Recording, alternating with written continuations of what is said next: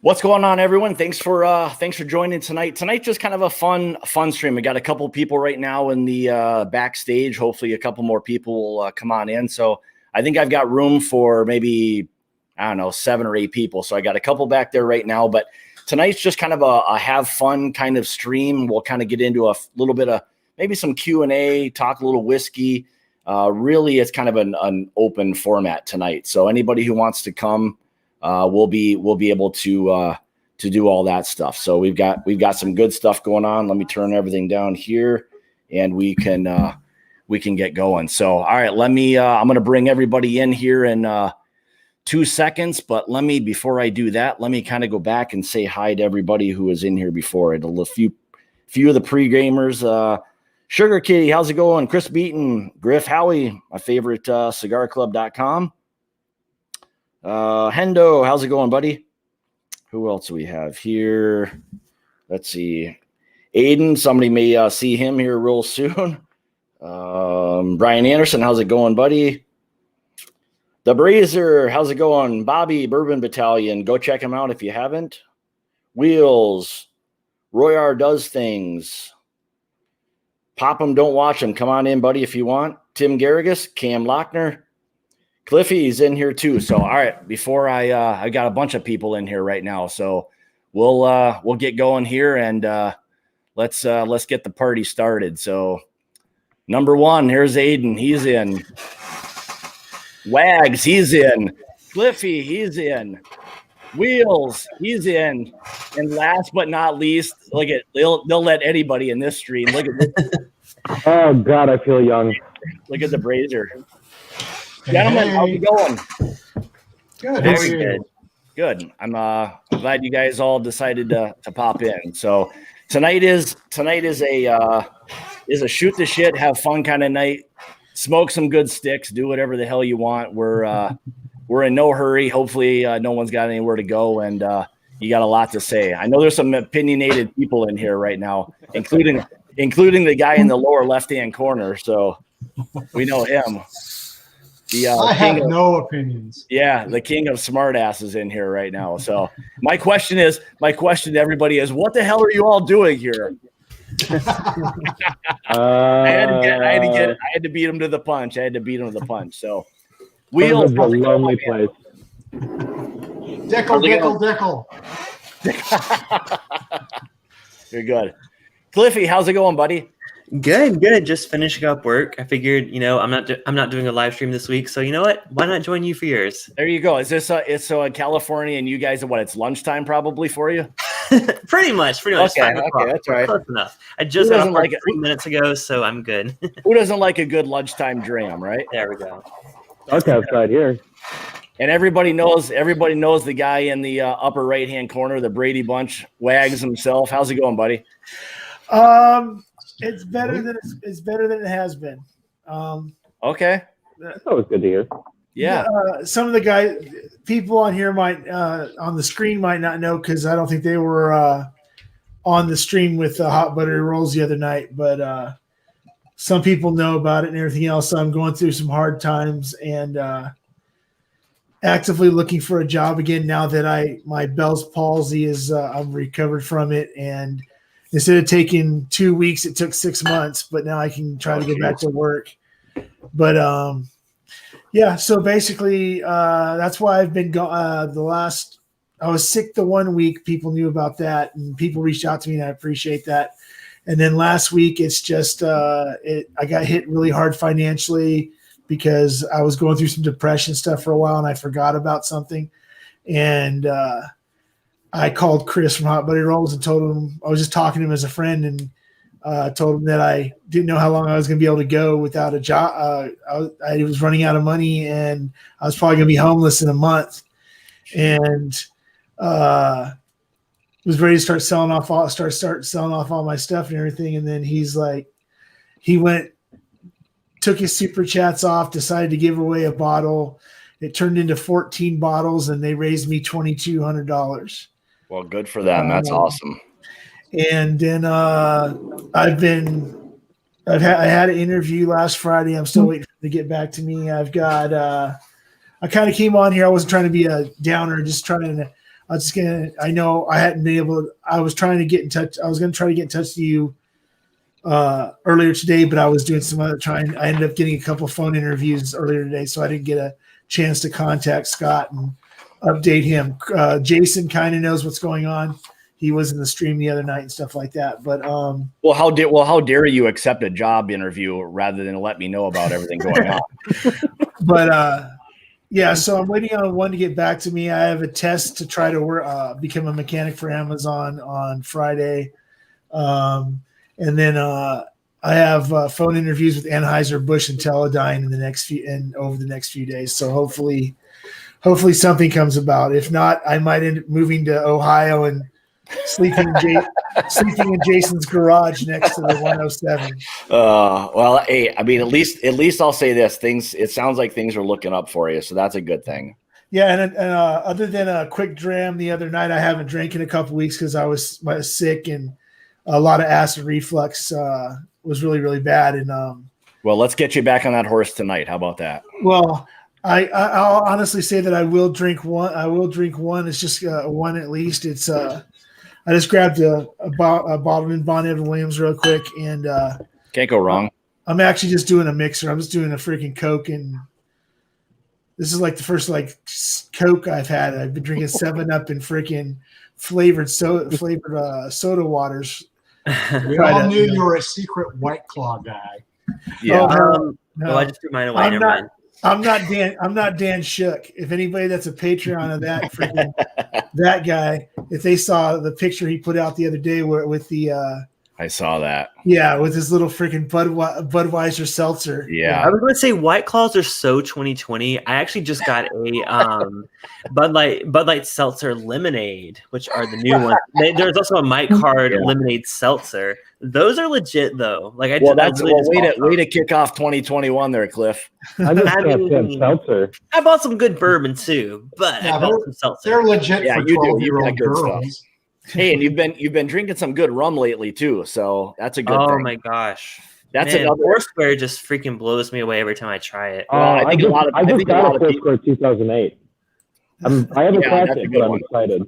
Yeah, so I did like a flight recently, and I had like the 2007, 2008, like you said, and all their like fancy French words that these guys know that I can't pronounce. Yeah. But man, there was not a single one that I didn't like. Some I thought was a little more worth it for the money, but like people call them the Pappy of rum, but holy crap! Like I didn't believe it till I tried them. Like, oh, they're so good. Well, that's the thing. That's the thing with the stuff. I mean, it's like I know people say, and I think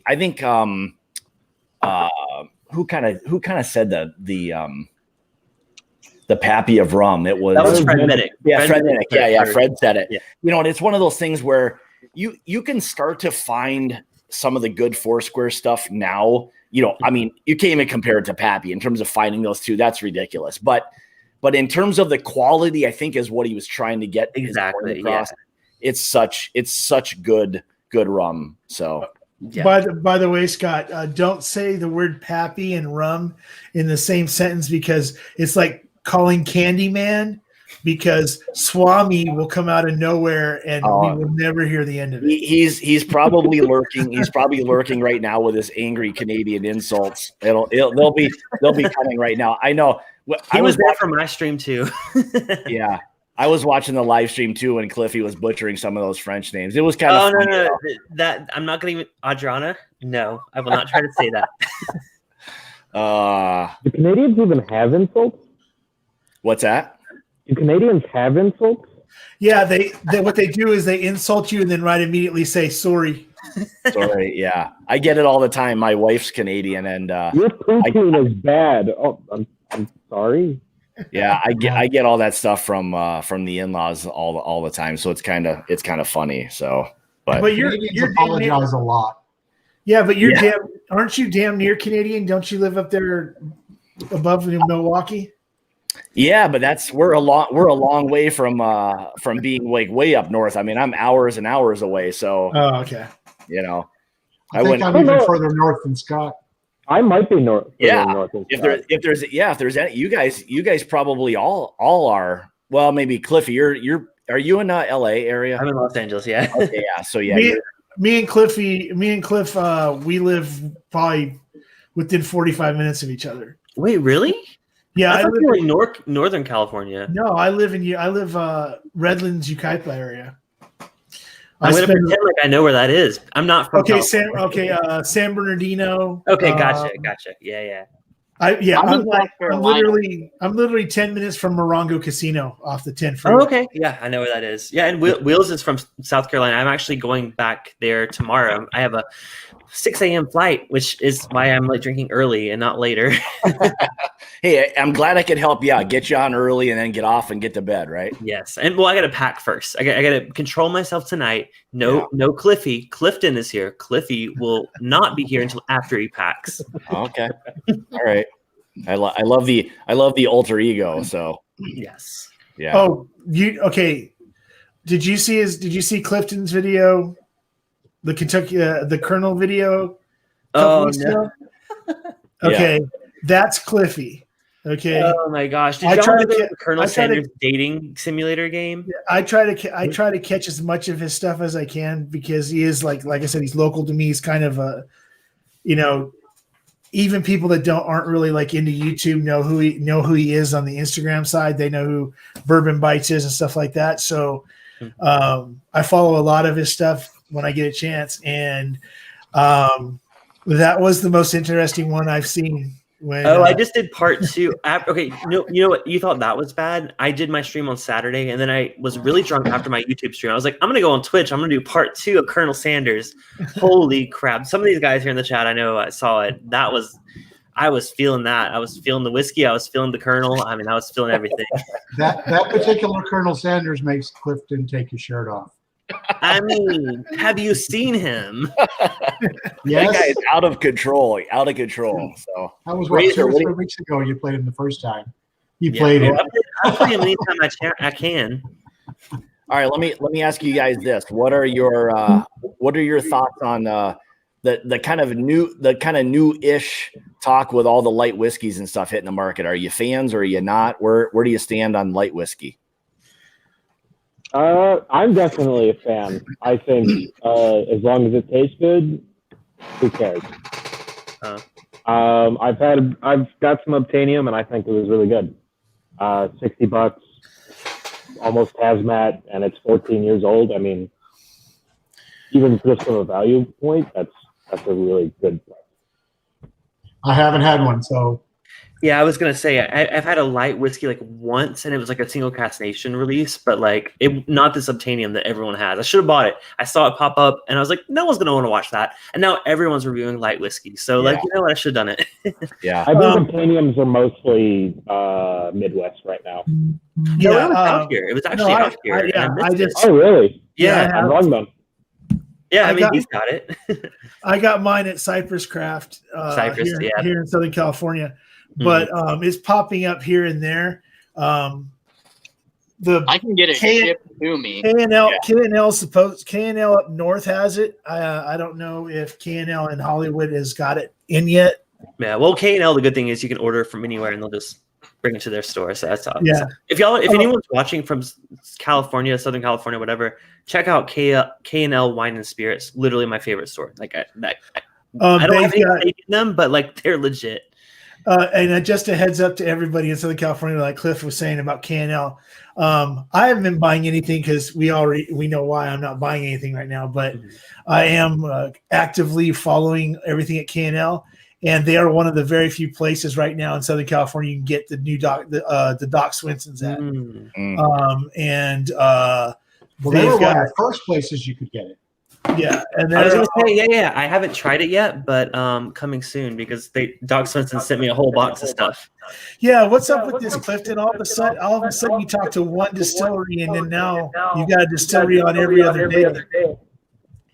I just set up a lot of stuff in December, and they're slowly trickling in. There's a few light whiskeys now. Echo. Yeah, no, I thought it was me. I turned my volume way down, but I don't think it's me. No, it's not me. Is it echo from me? It's not me because I hear myself. Yeah, is echo coming from me? Let's see here. Well, I understand the old Carters make a pretty good light whiskey. Yeah, they've got some really good light whiskey. Yeah, I understand, Scott, you're headed to Kentucky soon. Yeah, we'll be down there. Actually, this could be me. Hang on. I gotta turn mine down a little bit. It's not you, Scott. I just muted myself. It's not me either. Well, here, let me mute myself and. How's that? Check. No, not Check, you. Check, baby. 1, 2. Someone else. Who else? Okay, Brandon or Let me try mine. I just muted myself too. Yeah, there's no feedback now. I think it might have just corrected itself. So sometimes that happens with this stupid thing. Yeah. Well, I've been told there's echo from my headphones sometimes, so I'm wondering if it's just that. I don't think I can do anything to correct it. That's the only one problem with StreamYard is that there's no correcting anything really. Yeah. Just a quick question. So you said Old Carter has a light whiskey? That's their American whiskey. Oh, that's what they're considering. Okay, because I have a bottle of that. I just never considered it to be light whiskey because it's not. It doesn't drink hot. It doesn't drink it like really high proof. I mean, that Obtainium's 130. The Obtainium doesn't drink hot to me either. I think it drinks like 55. Well, the light whiskey that, or not light whiskey, the American whiskey that Jesus, that echo is driving me. Yeah, no, I was going to put the headphones on, but I know it's not me, but I still feel inclined to do that. Let me try taking up the headphones and see if that helps anything. Actually, let me see here. How about now? Is the echo gone? Wait. Yep. All right. Yes. So I think it's Aiden. So. Okay. All right. Yeah, I've been told it's the there you headphones sometimes. Yeah. Okay. There we go. I was trying to figure it out. Okay. Yeah. So no. The Old Carter stuff. It is light whiskey that they've got, but they're also like double barreling things. So that's why their light whiskeys like look so dark, is because they're hitting them back in new barrels. So it's basically like a double oaking process. So because you don't ever see a light whiskey that's that dark like that. So yeah. Oh, hold on, let me go get mine. I want to check the proof now. All right. Well, it'll be fairly high proof, but yeah. So like Jeffrey was asking, like, was MGP light whiskey? Or is MGP the only ones really selling that? As far as I know, that seems to be where the major sourcing is coming from. Yeah, I was going to say the only one that I've had was the Single Cask Nation, and that was also MGP. So yeah. Well, maybe when I'm in Kentucky at the beginning of next month, maybe I'll find an Old Carter. You know what you can find, like if you go to like Justin's House of Bourbon, like some of the Foregate stuff, some of the Old Carter, there's not a huge premium on it in terms of like a markup. So they're all like right around that, $200 ish. But again, I mean, it's what you're willing to pay. I mean, people ask, you guys get it all the time. Is that like bourbon or whatever? Is it worth it? I don't know. Can you afford it? You see, that's my only dilemma. Like I have tried it. I haven't bought my own bottle of it, but like a lot of places are charging a premium for it just because it's something that's not done very often. So I'm like, I mean, I trust Old Carter. Like they make some great stuff. I've tried the bourbon. I'm not tried the American, but I feel like, are they only charging it because it's a rare product? Well, go ahead. Well, it's just a high proof corn whiskey. I can't imagine it being, an inexpensive product to start with. It's just that what they work with in general is a very small amount of bottlings. That's why the bottles end up being so expensive, because and plus they're a very people might think that like, that Old Carter and those guys are this big giant company. Well, there's the expert on the situation right there. We were just talking a little bit about like light whiskeys and like the availability and like why things are pricey, and you just happen to pop in on that note. But we all get it. I mean, Bill knows. He knows the game, all of that. When Bill knows his pricey whiskey. I mean, and the thing is, nowadays it's not even like you don't even really bat an eye at that, like $150, $200. It's not like a shock like you used to see back in the day. So you know, I don't know, but I've never seen an Old Carter in my area. they don't have much distribution. I think it's only maybe a handful of states maximum, I think. So yeah, the biggest state distribution is California. is that what it is? That's what I'm saying. It's everywhere out here. And it's only it's literally only because that's where people don't realize that's where they're from. That when they were doing their wines and everything else, they're from Napa, California. So Yeah. He wants to have it as B&B out there. yeah. So this is they distribute. I think the two biggest places they distribute are here in California, and I want to say Kentucky's the other one where you can get it readily. It's readily there. It's one of the very few local to Kentucky whiskeys that you can actually buy in freaking stores there. Yeah. Yeah, when I was in Kentucky a couple of years ago, Old Carter was everywhere. It was on every shelf and just sitting there. And I didn't know anything about it at the time, so I never bought any myself. Apparently, that's not the case anymore. I've seen it everywhere, but I just don't have enough experience with it. I've never had them on. I would love to meet them and have them on the channel at some point. But man, it's pricey. But I know one of my best friends out here just buys everything they release. So they apparently are good. Yeah, Clifton, I'm telling you right now, if you've been able to get some of the people you've gotten on your channel already to distillers to talk to you, it's probably going to be a lot easier for you to get the Carters to come on. They love to. Everyone's been asking. You're like the third person that's asked me that, so I got to do it. Why don't you? Nicest folks in the world too. Why don't you ask the guy? Why don't you ask the guy in the very bottom middle if he'll come on your channel? He knows a little bit about whiskey. Bill has sent me some amazing whiskeys. I got to say, he's sent me. I'm reviewing the latest released next Thursday. This coming Thursday. Holy crap!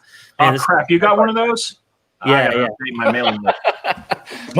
must have been a bad address or a forwarding or something. No, that honestly is my favorite product from them that I've had so far. So I'm really excited about that one. That one's fantastic. So you have the Batch 11 rye. Is that what you're talking about? Batch 11 rye. I love a good finished rye, and then when you have that port finish with the rye, man, that's my jam. It honestly is amazing. Great work on that one. All right. All right, why don't we talk a little bit about we'll kind of transition over to another brand. So why don't we talk a little bit about the Forgate, the Batch 11? Why don't you go grab mine? Be right back. Another one I can't get. So just a shout out to Bill and to 291 and to the Carters and to ASW and some of these other smaller scale distilleries that aren't putting numbers and followers on people who want to bring them on their lives and talk about the products and stuff like that. I've noticed that there's a larger amount of the smaller distilleries are willing to talk to people on smaller channels and stuff like that. And I appreciate the fact that they do that. Someday I will start getting hopefully some people on my channel, but I wasn't actively pursuing that. I was, as everybody knows, I was more into pumping up other channels and stuff, which I still am. So. Well, nothing wrong with that. Bill, you got my $100 the other day, right? Oh, sorry. Yeah, you got my memo. I thought this thing was on mute. Apparently not. So, but no, the private chat is elsewhere, man. Yeah. All right. So we were kind of discussing this like earlier on, and one of the questions that got posed to me before, kind of in a little bit of a chat, was like where do we kind of all see like bourbon, rye? We'll stick to kind of American whiskeys, kind of going in the next 5 years. Like, what do we kind of see? Like maybe where things will be at that point. What are some of your thoughts? I've got two ideas. Yeah. I mean, one of them is people are going to keep jumping on the bandwagon until everything's impossible to find.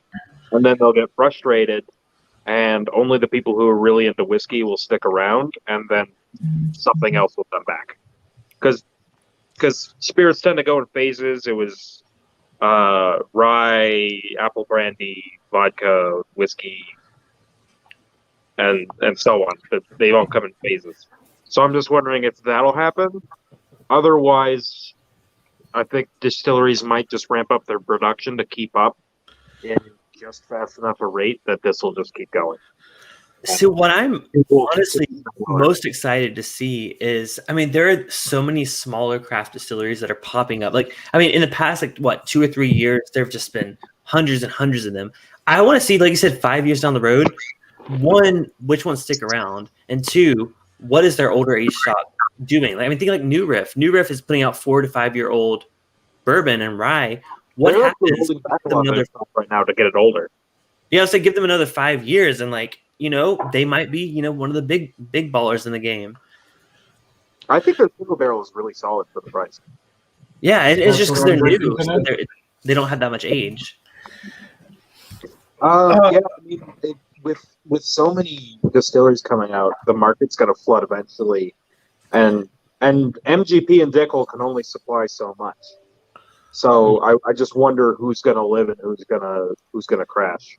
Well, the MGP thing, I guess, Bill, you can chime in on this a little bit, but you know, the MGP, like, you know, you kind of wonder, and again, I don't know what their production is. So, you know, to say that all of their stock is going to go away, I don't know. I mean, they could be replenishing that. I'm not saying it's all going to go away. I'm just saying if there's 300,000 distilleries and all the one, hey, now it's a party. There is a finite amount. I'm not saying they're going to run out. I'm saying, okay, yeah. So what everybody's nobody's addressing the other elephants in the room on this.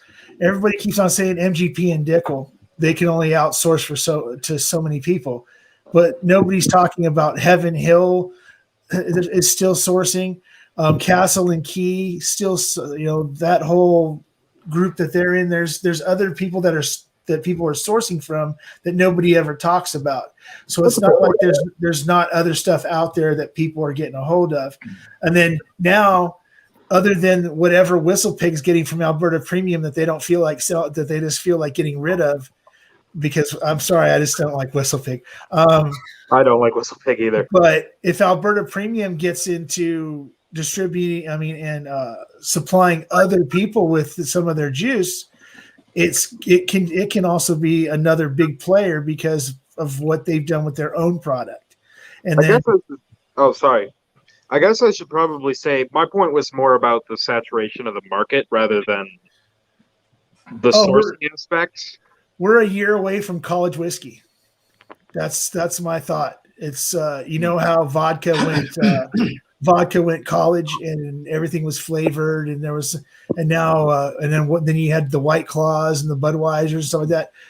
If people keep on flooding the market with all these things that are outside the box of bourbon, it's going to turn into going back to flavored bourbons, and everybody's going to be drinking. You know, all these college kids are going to be. See, I don't particularly agree. Oh, sorry. I guess I don't either. I mean, I know everything is like cyclical and all of that, but I mean, I think we're still relatively new in the whole like boom of bourbon. If you think of like when this whole thing kind of started going again, I mean, there were a lot of years. I mean, there were decades before like that nobody wanted this stuff. And now within the last, let's just call it 10 years or so ish, that things have taken back off and it's gotten out of control. And it seems to still be there, you know, like right now. So, you know, I don't know. I mean, and here's the other thing. I mean, when you watch everybody ramping up production, it seems like these companies, again, have done the projections that this thing isn't going away anytime soon, because if that was the case, and again, anybody can correct me, but it seems like this thing is still in like explosion mode. That's my, you know, it's not slowing down. That makes me wonder if there's going to be kind of a push towards these different kind of variations that we're seeing. Like if more people are getting into it and you have that diversity of palates, then you might see that explosion of those, you know, the finished ones or the like weird rice grain kind of things and that sort of stuff. Are we going to see more of the distilleries delving into that, or just weirder mash bills kind of thing because of the explosion? Because it's hard to take in the cyclical thing, I think, because technology, social media, YouTube is now influencing it so much. Yeah. I think a lot of these are phases that the new bourbon boom has already kind of tried out. For example, the different mash bills about what was it 4 or 5 years ago? I think it was a Masters collection or something like that from Jim Beam. And all sorts of different mash bills, these little 375s, and they just didn't go over well. I mean, there's a difference in expectations between like the big, you want to call them, they used to be the big 5, but let's call them the big 7 or 8 now. Distilleries, there's a difference in expectations with them versus everyone else. So craft distilleries are out there right now. Spirits of French Lick, playing around with all sorts of different grains, and you go out west and they're using aspen staves at 291 and places like that. Really neat stuff going on everywhere. They still the public by and large still expects the big 5, 6, or 7 to just produce bourbon and rye. They don't really like it when they go too far out of that comfort zone. Finish is the same way. When we started, we really envisioned 48 about 3 years ago. We got off the ground about 2 years ago, and there were you could maybe find a handful of finished bourbons out there. Everybody's doing them now. I mean, everybody's doing them now. So all these things have kind of already come and gone within the bourbon boom, but the bourbon boom is still expanding. And we're not big enough to go out and do a lot of market research or anything like that. But I do know that every time I see Buffalo Trace or Jim Beam or Heaven Hill expand their distillery or expand their warehouses, I know that they have gone out and done that market research. And what they're seeing is an awful lot of potential for increasing their market cap. In the spirits industry. I'm sorry, I cut you off there. I work for like a high volume liquor store. I've probably mentioned that before, but I guess my perspective comes from that, like during COVID, it's just so many companies are dropping stuff just because people are drinking way faster than anybody can make it. Like Crown Royal had a shortage for a long time. They're still having trouble getting a lot of their product out, and they're huge. So I guess I just wonder, like, does the boom stop? Does it just keep growing? I mean, these things take years to make. Are things going to get younger? It's just hard to say. And with the which is why I bring up the saturation of the market. All right. Well, here's a good place with that being. Oh, sorry. Go ahead. I was going to say, to bring an analogy to this, the mid '90s were the cigar boom. Everybody and his brother was making and selling cigars. So what happened, I mean, there was a point there, there was the big manufacturers that, still made quality product, but the market was so saturated by everybody's brother's cigars that were no good. So I think something similar is going to happen with the bourbon industry.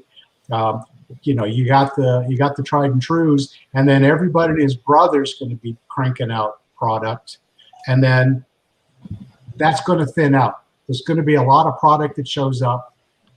People buy it, people don't like it, people don't buy it anymore. So then what happened? Said after the boom of the mid '90s, I mean, easily 2/3 of the cigars that were on the market disappeared. Say what you want about age statements, but we've lost a lot of them. But cigars, no longer 12 years. I hate to interrupt, but I haven't seen anyone drink any whiskey here. What are y'all drinking all night? Oh, I've got work in the morning, so I'm holding on. Okay, thank you. I see glasses now. I was like, wait, am I the only one drinking? I think we were too busy. Like, we were too busy. I was going to say Adriana's drinking Knob Creek. You already know. I'll drink something if it makes me feel We knew you'd have the Knob Creek. Not to interrupt, y'all can keep the conversation going. I'm just like, there's not enough whiskey drinking. So, and everyone in chat, what are y'all drinking too? And I guess here's another point is I think a lot of people now that you start talking to, want a little more quality like over quantity. So people are starting to now, it seems like, dive into the smaller brands that maybe a little bit more premium priced, but have a little more quality behind it, more so than just mass produced type of stuff. Well, okay, you know how they always say that the 40's the new 30 or whatever you want to call it? No. When it comes to freaking whiskeys, it seems like now that with age statements disappearing and stuff like that, people start seeking out those 8-9 year bottles, and they're willing, and now 80 is the new 60. They're willing to pay $80. They were willing to pay $80. They weren't willing to pay $80 before, but to get that 9-year to get that 9-year Knob Creek or get that 12-year or to be and stuff like that, they're willing to go ahead and go out and spend that extra $20, $30 they wouldn't have spent a year and a half ago. So, and then with all the age statements disappearing, that's what the other thing that I noticed is that if you start watching, like with Knob Creek, they streamlined everything by dropping the bottle and then going to just the 9-year and then what was it that disappeared? The 13 or 12-year disappeared now? Yeah. Well, no. They added them back. The 9-year Keep in mind, disappeared. though. 9 years. Okay. Keep in mind that the Yeah, people 9 you're years got talking about Four are Roses the single people like us. The people like us, the whiskey and the bourbon nerds, we're the ones that are concerned with, age statements and barrel proofs and that kind of stuff. The vast majority of whiskey drinkers, they don't care. They're buying their Evan Williams and their Jim Beam and their Jack Cost Daniels. is like the number one thing, right? That's all they're ever going to drink. How dare you, Joseph? Sorry. There's absolutely nothing wrong with Evan Williams. No, they're that's the thing. There is, But they're not buying that one though. They're buying the black label. Like, I'm just talking about the average. I mean, like I said, like Joseph was saying, like cost is I feel like in general, cost is the most important, I guess, like number when it comes to whiskey for the average consumer. Yeah. Because every time I go to the liquor store, all the people in line, they're buying cheap. Yeah. Fireball. So you were talking And about they're buying black velvet. Okay, Yeah. I guess it's because because the liquor stores that I frequent normally, like High Times Wine Cellar and Cypress Craft and Red Hill. I'm gonna be right back, guys.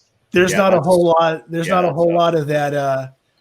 There's not a whole lot of people buying benchmarks and stuff like that. They're there for a reason, so that's probably why I can guarantee I was you. gonna say you need to visit more liquor stores in people. Kentucky because it ain't the low end stuff that's flying off the shelves. Well, but you That's think exactly. you say that though? You say that though, but I think if you look at the numbers, I mean, I don't own a liquor store, so this is more of a question for Aiden when he gets back. But I think even though these stores specialize in like high end spirits, in general, liquor stores sell more of the bottom shelf stuff than anything else. And Audrey, I'm sorry I cut you off earlier. What were you saying? Oh, I was just wondering about Joseph's point about the cigars and how they had kind of their moment in the sun and then fizzled out. Do you also think, though, that was affected by kind of the push by the health system against smoking?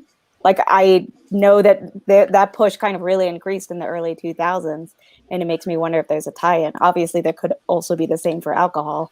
So, but not so much for cigars because it's considered a different kind of product. It's not, it's not cigarettes and it's not chewing tobacco. It's considered a premium type product. And also the cigar industry these days is as healthy and as big as it's ever been, but it's because the weaklings got, they got knocked off. If you're making a crappy product, you know what? It's just not going to survive. Same with the bourbon industry, I think. If you're I was going going to say to that needs to happen more in the bourbon industry. if you're going to make a crappy product, you know what? It's going to catch up with you, and no one's going to buy it. So Joseph, with the cigar thing, like now you see that cigars are getting like you can't go even right now with the limited amount of people that are allowed to be outside at restaurants and stuff like that. You see, especially over this last year, for some reason, especially more and more people smoking cigars, men and women, outside drinking a drink and freaking smoking cigars outside of bars and stuff like that. And it's become more social, especially I've seen here in California, at least a lot more social to smoke cigars with people, just like drinking with people. But I also noticed that it's people drinking whiskey, whether it be scotch or bourbon or whatever. I'm not seeing a lot of, just people just smoking cigars to smoke cigars. They're smoking it with a whiskey or a spirit, some sort of spirit. Do you think that because of the boom, the boom of bourbon? I think it's because it allows you to slow. I think it's because it allows you to slow down to get away from your daily grind. Because You know, those guys in this chat and Brazier and everybody who smokes cigars, including myself, where let's just call it the vast majority of them on average, maybe you're an hour smoke. You can have a couple whiskeys, a nice, you know, and just forget about things for an hour plus. And that's the correlation between the two for me anyway. Well, I also think the person that smokes a cigar is more attracted to whiskeys. I think it's just kind of that I don't know if it's a subculture or just the way that they're marketed.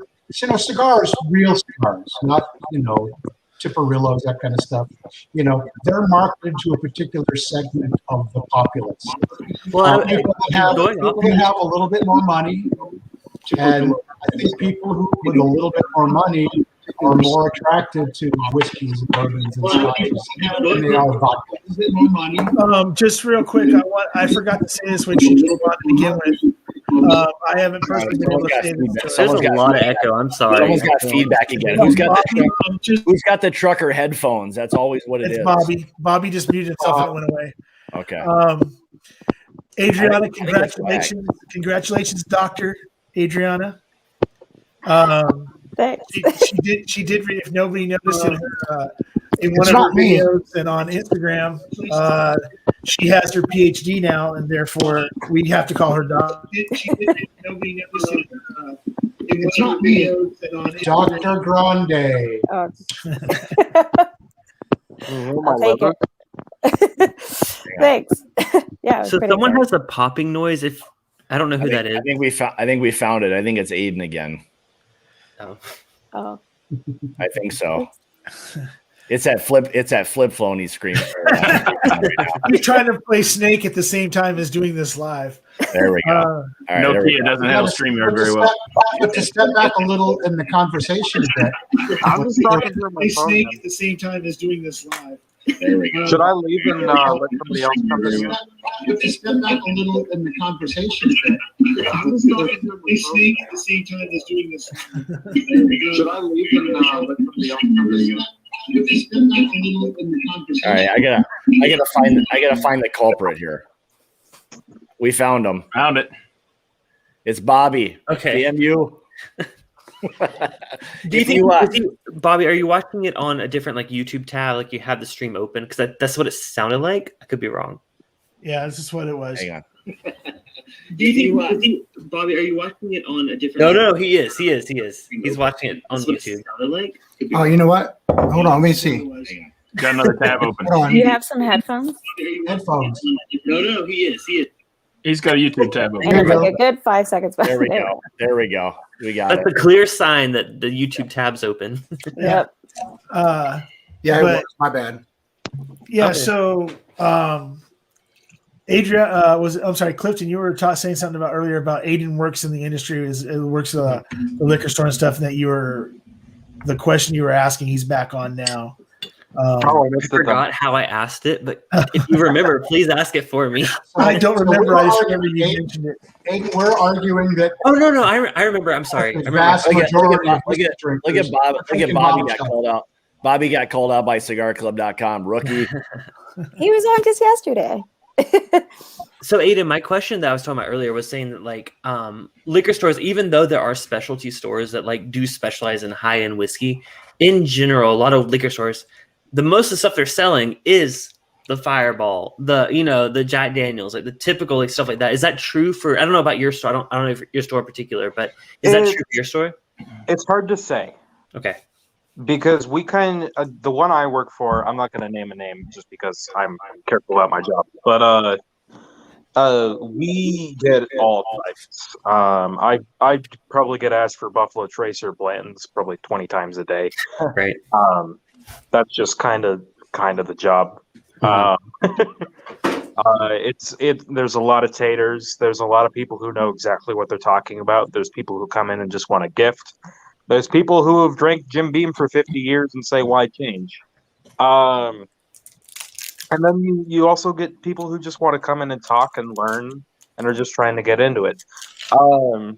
It's really hard to say. Yeah, we sell a lot of certain things, but like we sell a ton of Four Roses small batch. We sell a lot of like Lafroy 25. We sell a lot of that stuff. So it really hits a lot of different markets. At least the one I work at. I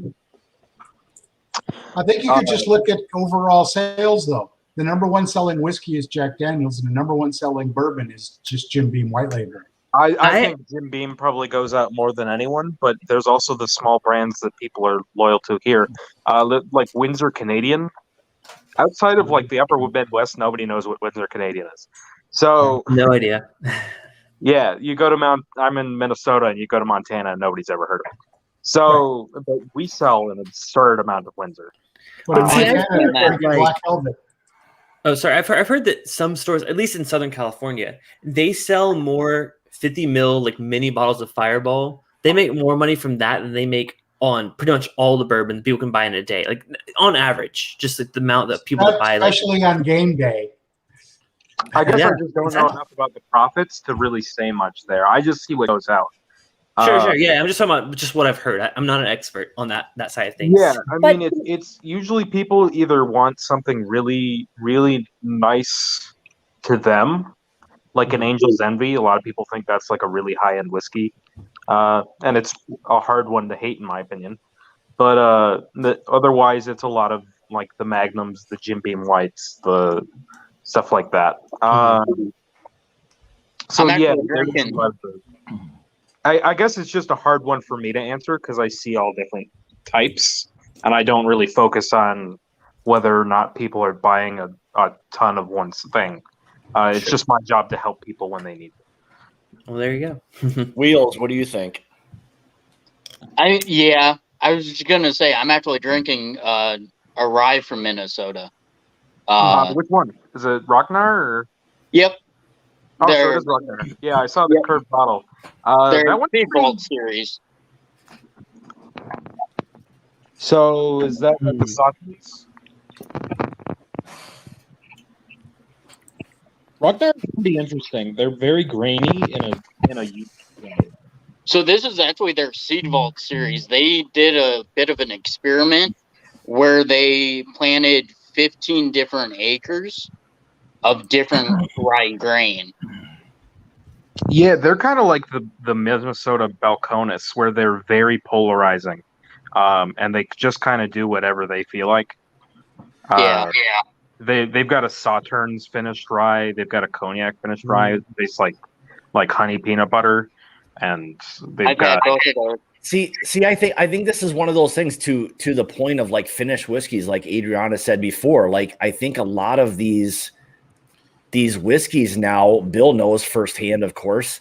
I think people want this different stuff. I mean, I think people.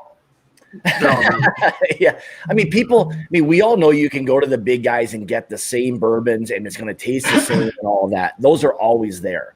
But to be able to get these different finishings and all of that, I mean, that's really where things shine in terms of people blending and like all these different finishings. And that's where you start to pull out all these different interesting flavors, because we've all had the MGPs and the Heaven Hill and the Beams. I mean, we all know what that stuff tastes like. And I think people like all of us that are here want something a little bit different, you know, like look at people go crazy for Magnus and all of that. And I mean, it's people just want something a little bit different. So, well, Scott, I was in a chat two or 3 years ago. I don't know if it was Jason's or someone like that. And the topic was, you know, so what's next, you know, for bourbon and whiskey?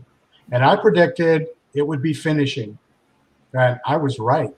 I mean, that's become a big thing now. Absolutely. And like Joseph and Scott, you know, going back to the earlier question of like, you know, 5 years down the road, I think we're seeing a boom of the finishing. And we're seeing a lot of people sourcing their whiskey. And I mean, not to discredit them, there's some fantastic ones out there. We're seeing a lot of people source the whiskey, finish it in something, and release it. And it's really cool and really popular. But what happens 5 years down the road when these small craft distilleries are putting out aged product? Like, is that going to go away? Is it going to be like a resurgence of like the craft spirit without the finishing? I'm actually really curious to see where it goes. like Woodinville. Woodinville is sitting on some stocks right now. You know, their flagship, the stuff that they sell. I mean, the vast majority of the stuff they sell is their 90 proof 5-year. Yeah. So now I know for a just fact they've got stuff sitting. You know, eventually they're going to start, you know, releasing. They just did a 6-year. You know, there's going to be a 7, there's going to be an 8, there's going to be a 10, there's going to be a 12. But you know what? Everybody's buying that 5-year 90 proof. So, and they've said that's always going to be number one for them. You're talking about Woodinville, Joseph? Yes. Yeah, they just had a distillery release, distillery only release last month. Was Brett's pick? Yeah, that it was last month. It was distillery only, and I want to say it was 8-year. Somewhere. No, the oldest they've released so far was Brett's pick. That was a 6-year single barrel. Okay, I knew it wasn't like 4 or 5 like their normal the normal stuff is 5 years. Yeah. But you won't find anything younger than 5 years coming out of Woodinville. The Woodinvilles I have are freaking. They're great. I mean, they might just be 90 proof, what regular shelfers of, you know, to normal people, but they're really good and they're doing good stuff over there. And the thing is like, it's funny is that I don't know about anybody else here, but like me, I have old Carters, I have the Blood Oaths, I have these other ones that, like Scott was talking about, the Magnus and things like that. But my favorite freaking thing to drink in the world is freaking Wild Turkey 101 rye. I like it more than freaking Rare Breed. I like it better than freaking any other rye I've had, but I haven't had New Riffs. There's other thing, you know, there's other ones I haven't had, but that that Wild Turkey 101 rye is just I could drink it all the time, every day. And I'll take it over anything that somebody wants to try to give me. So, well, that's one thing that a lot of these brands have, like the older ones that have been around forever, like the Wild Turkeys and the Jim Beams, like they have that consistency. Like you don't buy a Wild Turkey 101 or a Wild Turkey 101 rye and expect something crazy and weird. Right. Sometimes I like the crazy and weird in my life, but sometimes, you know what, I want that old trusty bottle. And I think, Odd Brown and I both agree, like Knob Creek is like just our go-to. Like that one has such consistency. So, like, I think those will always be on. No matter what craft distilleries are out there, there will always be those staples that we just and we all know that. We all know that that's the way it's going to always probably be within the whiskey world. Is that, you know, you're going to have the tried and true. Those guys aren't going anywhere unless this whole thing collapses and goes away. Which please no. I don't see that happening. But you know, right now it's, you know, people are like, you know, you hear what everyone wants, and it's always something different, you know. So but speaking a little bit of earlier in the conversation, talking about what most people are buying and drinking, and you know, high proof stuff, age stated stuff, that's for us. That's not for the majority of people. I pulled up the top 20 selling whiskeys in America right now. The highest proof whiskey on this list is Woodford Reserve at 90.4. I think that's the highest proof thing. Like people prefer 40, like even the experts and the tasters and stuff prefer around 48. That's like their middle ground or so. Well, that's a fantastic point. I've never actually thought about it like that. But like, do we think that someone else is going to break out in that, you know, realm in the next 5 years? Like, is that going to be a thing? I don't know, because like the Woodfords are always going to be the Woodfords, you know. Yeah. So I don't know. You love them or you hate them. There's not a whole lot of in between on Woodfords. It's either you really just don't like any of them, or you really just love the double oak. Well, see, I give credit to Woodford though. Some of these whiskeys on this list, you know, are pure bottom shelf. I mean, Keller American whiskey. Wait, what? That's on the list. Keller American whiskey. Keller. Rich and rare Canadian whiskey is on the list. Is this a list of worldwide? Joseph, that was the point I was making earlier, though. Or just in the U.S.? This is the U.S. Okay. Yeah, well, that goes back to the point I was making earlier. The number one selling whiskeys are those lower, you know, bottom shelf things. So it's the an top interesting 20 conversation. are all except for Maker's Mark and Woodford. Bullet, I think, is probably 90 proof. Somewhere on there. And I feel like, you know what? That's because people just like know, like, I like my Woodfords. I like my Maker's Mark. You know? You I know wonder if what it's ever it going to is? change. You know what it is? People like whiskey that's smooth. Oh, Yeah. Not just that. They like whiskey that's smooth, but they like whiskey they've heard of. No one new to whiskey is going to go out and just buy a random one. They're going to go for the Makers, right, or the Woodford or the Jim Beam. They're going to go for what they've heard of. So that's what I think. Well, Right. coming back, it kind of comes full circle then, And because we were talking about how is that going to affect, you know, the availability or the creation of these, I don't want to say finer whiskeys that those of us enjoying the chats and stuff on WhiskeyTube prefer, if so much of the population is geared towards this, yet we're already seeing a growth in the finer whiskeys, for lack of a better term. Is like, I just wonder how much of that is a factor in affecting. Obviously, some of the sources there, but I think these age-stated, high-proof, these specialty whiskeys, I think the audience for them is just us. But us That's is the point I'm growing. making. I would agree. The whole bourbon boom actually started. It didn't start with people like us. It started with 20-somethings in New York and Los Angeles in the cocktail scene. So you're not going to go out and have a Pappy Van Winkle or a $300 bottle of bourbon in a cocktail. It started with brands like Bullet that instead of trying to go out and market to John Doe on the street or Jane Doe, in Missouri, they went to bartenders and mixologists in this growing cocktail scene that was coming out of the late 90s, and they said, hey, you forgot about bourbon. Forget your vodka, forget all of this other stuff that you're doing. Here's a really spicy, high rye Bullet bourbon. Make some cocktails out of this. And it kind of took off from that. That's where the bourbon boom started. That's where it came from and came out of. And those are still the people that drink the most of it. The majority of whiskey that is sold and bought is almost certainly, just the well bourbon at bars. It's going to be your cheap bottom rung that people buy 30 cases at a time to make their cocktails out of. I mean, that's just the way any industry is. I mean, the number one selling car in the world isn't a Porsche. It's going to be like a Camry or a Civic or something smaller and more attainable. Yes. That's just the way products are. But that doesn't mean that the high-end stuff doesn't, you have both in push and pull on the market. So in the push, it's going to be what the brands are out there just unloading case upon case upon case. And then the pull is, hey, we've also got this really nice one. Let's get people excited about it. And then they'll start talking about our bottom shelf stuff too.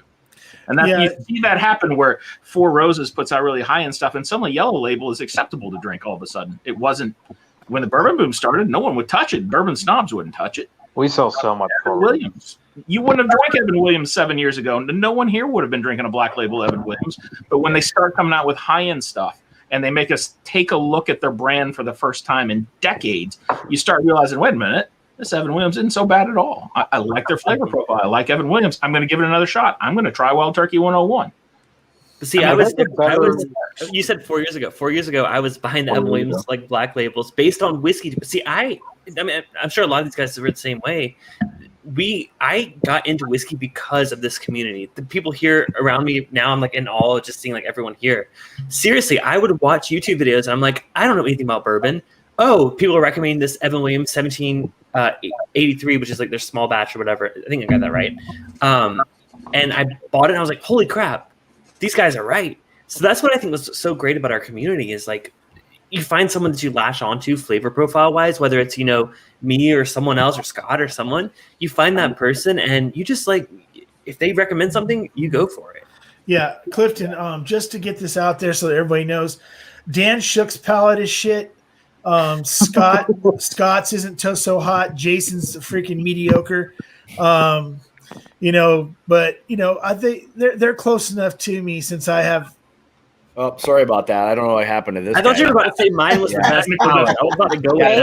Must have been. I'm guessing must be technical difficulties out there in California. Maybe not by Cliffy, but. Well, no, I thought he was about to say that I have the best palate. I was about to be like, cheers to you. My well, friend. we better keep him muted for a little longer. So. I tend to go with. I love Cliffy's palate. I love what freaking Cliff does because freaking he's one of the very first people to tell you as soon as he goes to taste it.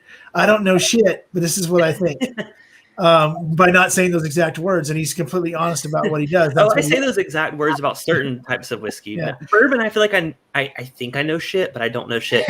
Or like Scotch and stuff, I'm like, I don't know shit, but you know what? I'll tell you if I like it or if I don't like it. Well, That's you know my- what? And that's the best part of like all of this. Like we all have opinions, and like you like this, you like that, and a lot of us who do reviews, you know, we have to tell people when they comment or whatever it is, like, you know, that's shit whiskey or whatever it may be. And that's fine. If it's shit whiskey, just don't drink it. I'm not telling you that this is the holy grail. Like we all do these reviews, and if you like that, great. If you don't, well, piss off. I mean, it is what it is. I mean, we're just giving our opinions, you know, and you know, you just lost 400 followers on YouTube. It's just it's like the other day. The other day I went ahead and did a live since since Klein didn't go on. I went ahead and decided to tell everybody what was going on with me and go on a live and end up on for 4 hours. I was talking to Mr. Whiskey Shits and Swami and some of these other guys, and it was brought up about what I thought about High West finishes, and I told him I love the High West. I mean, I've got plenty of different finishes from different places of the double rye and the American Prairie, but what I did tell him was I bought that Rivas Saltes or whatever it is finish. Try it again. I have no idea what you're saying. I'm really bad at saying it. Joseph, how do you say it? I have no idea. I don't. Yeah, I was gonna say like I have no idea. What you're I'm trying sure to say. Clifton would nail it. Yeah, but it's but like I told him, I said, have you ever tried any other finished whiskeys, and is there something you lean towards? And if you know, because do you lean towards PX Sherry? Do you like freaking the rum cask ones or whatever? And they're like, well, I like rum cask finishes. I'm like, well, then go after that one. And if they have samples of the other finishes, get them, because they are some of those finishes can be polarizing the very first time you taste them. Yeah. And not even to toot the guys, not even to like toot his horn or anything, but like seriously, so was Bill flexing or taunting? I'm just pointing to that so many of ours have rum in the finish, including Bill, I'm Collaboration 3 to be released in April. Right. Bill, I have never seen one in person. Just rubbing in what we can't get. No. Actually, we moved to a different state. That's all I can say. I thought we were all about to drink the Ruby Rice Springs that had it, because I've been drinking this, and man, I've been enjoying the heck out of this. This has been like amazing. Oh, you're in the room. I drink that. So all right, let me ask Cliff this. So you've been sipping on that, and when I did the review of it, and you sit down with it, like. And I don't mean this in a bad way, but you're not like totally blown away right away until you take your time, and then within a short period of time, all of those flavors explode, and it's all becomes like right there on your palate. You start to really understand what it's all about. And you know what? It took me. I have the sample of the batch 10 too. It took me a minute. I had to go back to that one, try that one, and see like what I liked about it. But once I went back to that one and went to this one, I immediately was like, I'm drawn to this because, like I said, I like those sweet red wine finishes, like a port finish or a sherry finish. And then when it's a rye whiskey, I mean, everyone already knows, you know, Midwinter's Night Dram from High West. This, personal opinion, not endorsed, I promise. I think this is better than Midwinter's Night Dram, and that's just my opinion. I think I would rather pay for this one than that one. Cha-ching, cha-ching, cha-ching. Yeah, seriously, I haven't put out my review yet. It's coming. Spoiler alert for those that are going to watch my review on Thursday, but that's literally what I said, and I stand by it. I like to hear that. Midwinter Night's Dram is probably one of my top 2 or 3 favorite ryes in the world. Mm-hmm. So if we can get anywhere in the ballpark, that makes me pretty damn happy. And again, I'm not crapping on Midwinter's Night Dram. It's actually one of my favorite. I love a good finished rye whiskey, but I think what you guys did, it's similar. So if you like Midwinter's Night Dram, you're gonna like that one. But I feel like they enhanced on it. And again, I will buy both of them, but I will say I like that one a lot. Well, I think a lot of it with, like, let's just say some of the smaller brands, like it starts with the quality of the whiskey that you're finishing. If you're finishing shit and you're trying to, like, you know, stuff it in a bunch of barrels and hide things, it will show itself. There is no doubt about it. You just can't. Garbage in, garbage out. It's like, yeah, you can't, like, it's that whole like polishing a turd thing. It just doesn't work. Not for But very see, long. again, and that might be why I like it so much, because I like Indiana rye. So, like, to me, like, it's just a perfect combination. Yeah. This is it was probably just a couple months away from being 8 years old when we blended it. But yeah, I mean that's kind of our theory is that if we wouldn't drink the whiskey before we finish it, we won't use it. We just won't use it at all.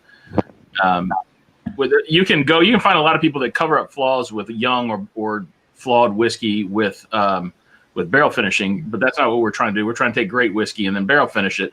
And really, I've said this many times on many different streams, is we're kind of taking our cues from Scotch, because Scotch is, it's one mash bill, it's just one grain, but a million different flavors because they can use whatever barrel they want. So if you do a good job distilling it, you do a good job aging it, and a good job blending it, their variety of flavors is like this, and it's very high quality stuff. Whereas with bourbon, you're doing this.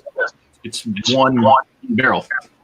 80% of your flavor. So if what we want to do is we want to take something that's already really high quality and blend it very well, and then if there is a tiny flaw in it that we can kind of accentuate, or if we can just add to it, that's what we're trying to do. Well, you guys said that when you tried these port, what is it, port rum casks? Because they're port and rum casks. Like, you knew immediately that this is made for your rye whiskey. I mean, I think I agree, because we see port finished rye whiskey and we see rum finished rye whiskey. Why not combine the best of both worlds? And I think that's what you guys did there.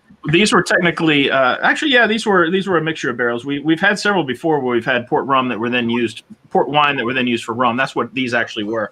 One little clue you can use on ours, if for our finishing barrels, if there's a dash, it means it was a dual use barrel. So like this one, it says port rye dash, ruby port dash rum. Then it was originally a ruby port barrel that was then used to age rum before we got to it. If it says ruby port and rum, then it was two different barrels that we then wasn't there a guy that just did a review of that not long ago that kind of explained what the dash was in a whiskey? I don't pay attention to these weirdos on YouTube. It wasn't me. I didn't know that until now. Maybe I can re-record it. Isn't that the same guy that's the expert on scotches because he loves them so much? I don't think so.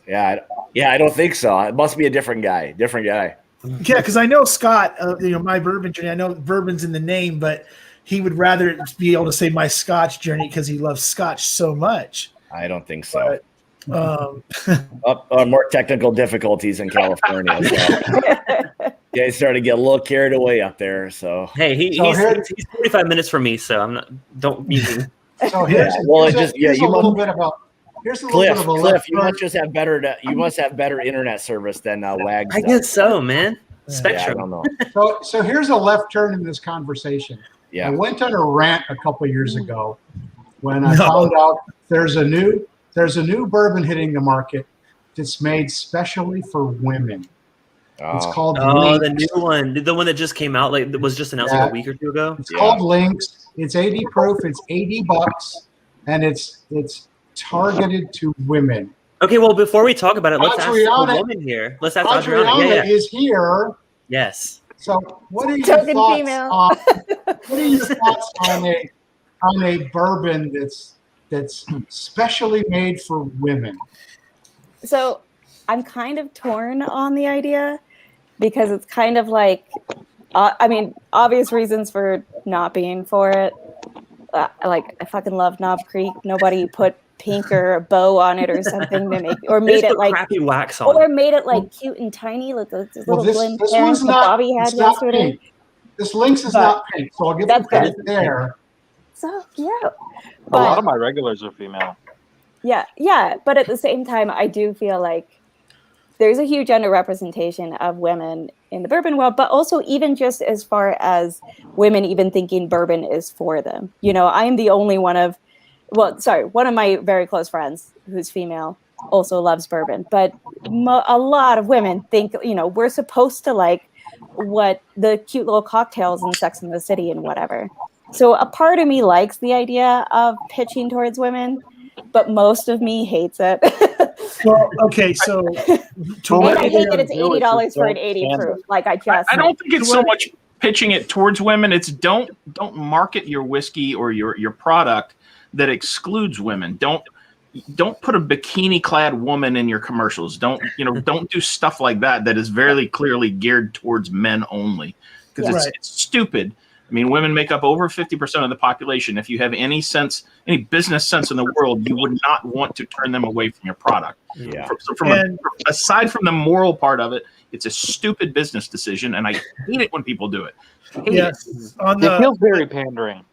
So for me, I've talked with Adriana a little bit about this before, chatting, and I know that in chats and stuff like that. But part of my goals in life is to, when I'm trying to talk about other channels, is also to show people that there's a lot of women that are actually in this community that put out really great content on both Instagram and on freaking WhiskeyTube. And the truth is that some of these friends of mine, like over on Instagram and here, like I Whiskey She Wines, they have they swear more than any sailor that I've ever met, and they're willing to take a bottle and go straight to the face with it, and stuff like that. And when I get on lives with them on Instagram and stuff like that, I don't give two shits whether they're a woman, whether what their anything is, because it's just about the bourbon, and that's what it always should be. I understand that you want to try to give maybe somebody that might not be ready to be drinking 107 proof or an antique. Maybe they're not ready for an antique, right?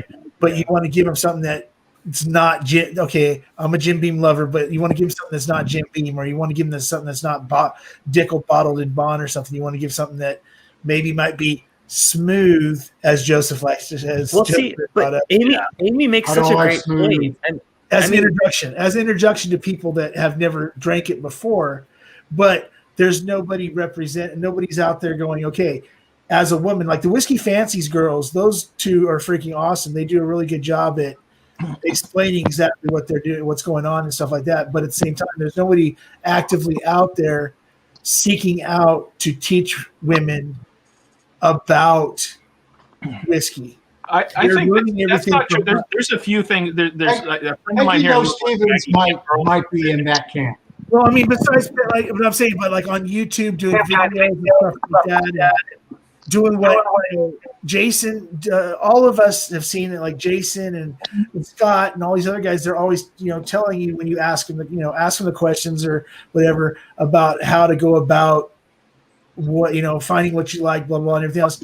And there's nothing wrong with anybody doing that. I'm saying is like Adriana, she's new to the game, she's killing the game with her videos and stuff like that. I freaking love what she's doing, but at the same time, there's not that like that's person that's out in the forefront saying, look, if you want to learn about whiskey, because some women are just intimidated. I'm going to say the first whiskey where people treat them so badly that they don't want to come back, and I have to step up and go, hey.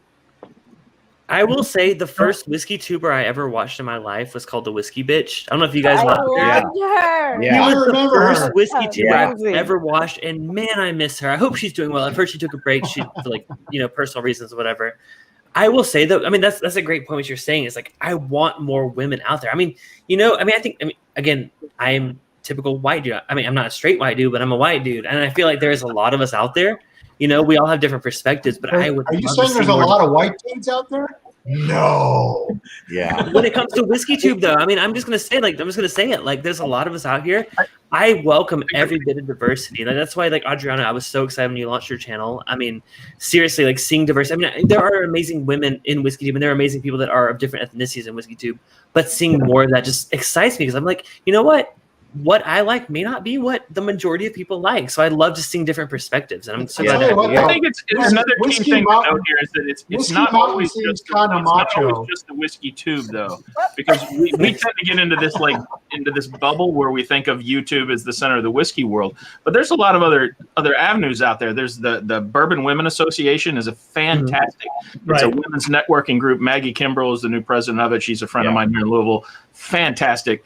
Probably one of the top 2 or 3 most knowledgeable people about bourbon in the world. And you just got to get their names out there. She's not really on YouTube as much, but like she would come on. I mean, we could have her as a guest. Yeah, I was gonna say, Chris is Hispanic. I'm just saying in general, Chris. Same, Chris.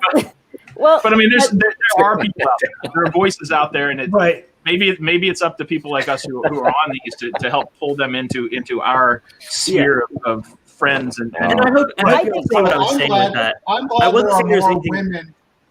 I'm I'm not saying there's anything wrong with it.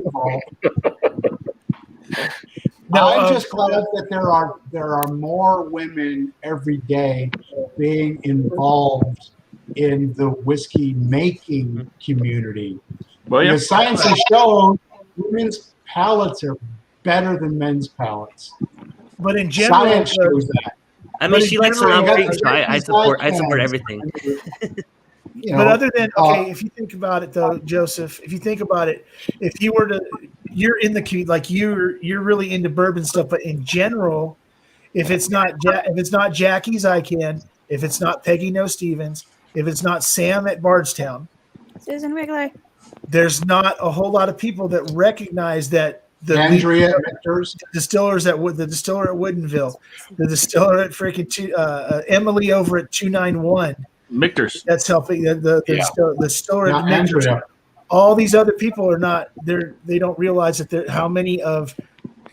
You know what? I think people. Those distillers are. I think people are starting to recognize it. I think people have been starting to recognize it, and it's a good thing. I mean, it's what's been needed in the whiskey or just in the workforce, in general, is that women are starting to be acknowledged in positions that before a lot of men held, and that's the way it was. And now it's gotten to the point now where people are appreciative and understand that women are going to bring a bunch of really great things, probably even better than men will do. I mean, it's like it's just the way that it is. I mean, well, also yesterday, sorry, I didn't mean to interrupt. Yesterday was International Women's Day, and I've seen so many people that I didn't even realize were involved in the whiskey industry.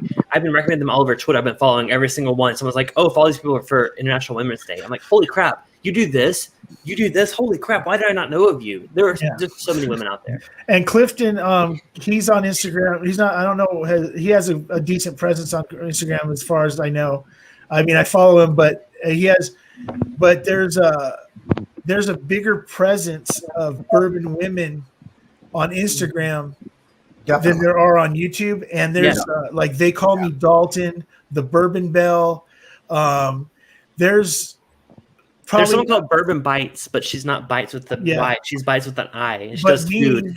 But there's Carolina Whiskey Girl. Shout out to my best friend. Yeah, I just hit 500 this week on Instagram, and out of my 500 followers, almost I say about 40% of them are women, and out of those 40%, a good half of them are actual whiskey influencers, or whatever you call it, whiskey gram people who hold lives, who are active in the community and everything else, but they just haven't made a transition over this way where people don't tend to notice them.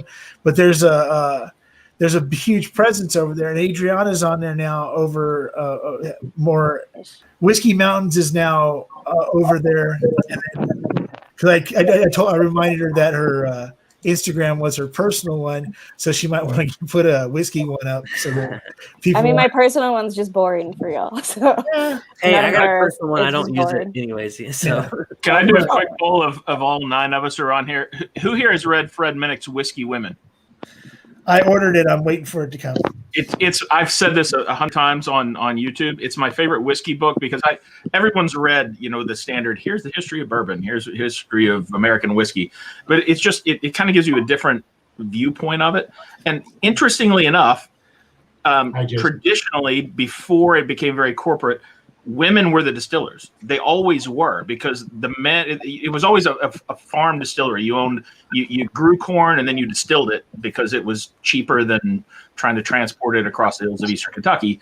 But the people who did the distilling were women and the slaves. So it was people of color and women, because the men were out working the fields. So they would bring the corn in, the women would then distill it, and they go back out and work the fields again. And up until probably the 1800s, they were distillers. And then suddenly it changed when it became a corporate thing. And I just think it's it's a great read. If anyone hasn't read it, pick it up. Fred Minnick's a great writer. And it's my favorite whiskey book. So definitely really will open your eyes about the industry in general and where we came I'm from. just gonna come in here and say my phone's losing power faster than I can get it, so I'm gonna drop out here and let somebody else join in. It was great talking to everybody. You too, Aiden. Take care, Aiden. Yeah, actually, with Aiden, Also, I was about to say the same thing. I have to go pack because, like I said, I have an early morning flight. But it was great having this conversation with you guys, and hopefully, if you guys watching the stream, please check out everyone's channels. Check out everyone's whiskey, Bill's whiskey. But seriously, thank you for having me on, and this has been a great discussion. I hope we have more of it here soon. Hey, I'll probably see you guys around tonight. Yeah, Clifton, when you get a hole in your schedule and stuff like that, shoot me an email, or I'll shoot you a message, and we'll do a collab or something together. Yeah, April's wide open, so okay, I'll come up with something. Awesome. Cheers, guys. Thanks, I'm better. You're right. So I just wanted to kind of say about, as far as, women in whiskey reviewing world, I guess. I think there is like a stronger presence on Instagram. I'm not as big on Instagram, like not that my channel, but me personally. I enjoy the talking of YouTube, and I find it easier to use, etc. Yeah. But I think as far as the YouTube world, there's still a lot of room to grow. And honestly, a big part of me starting my channel was, and I wanted to say it before Clifton had to leave, but he did have to leave, was a conversation with me and between us about kind of oftentimes seeing these sort of things, and I'm constantly wanting to watch these channels and everything, but also recognizing that there's never any women on these, or if there is a channel with women, they don't often do a lot of the live streams. And I don't have great internet, so I haven't tried to figure that out. Plus I'm starting a new job and all this. But yeah, I'm just saying that there's room to grow, and it's definitely a big part of the reason I started my channel, but also because I like hiking. But yeah. Well, it's good.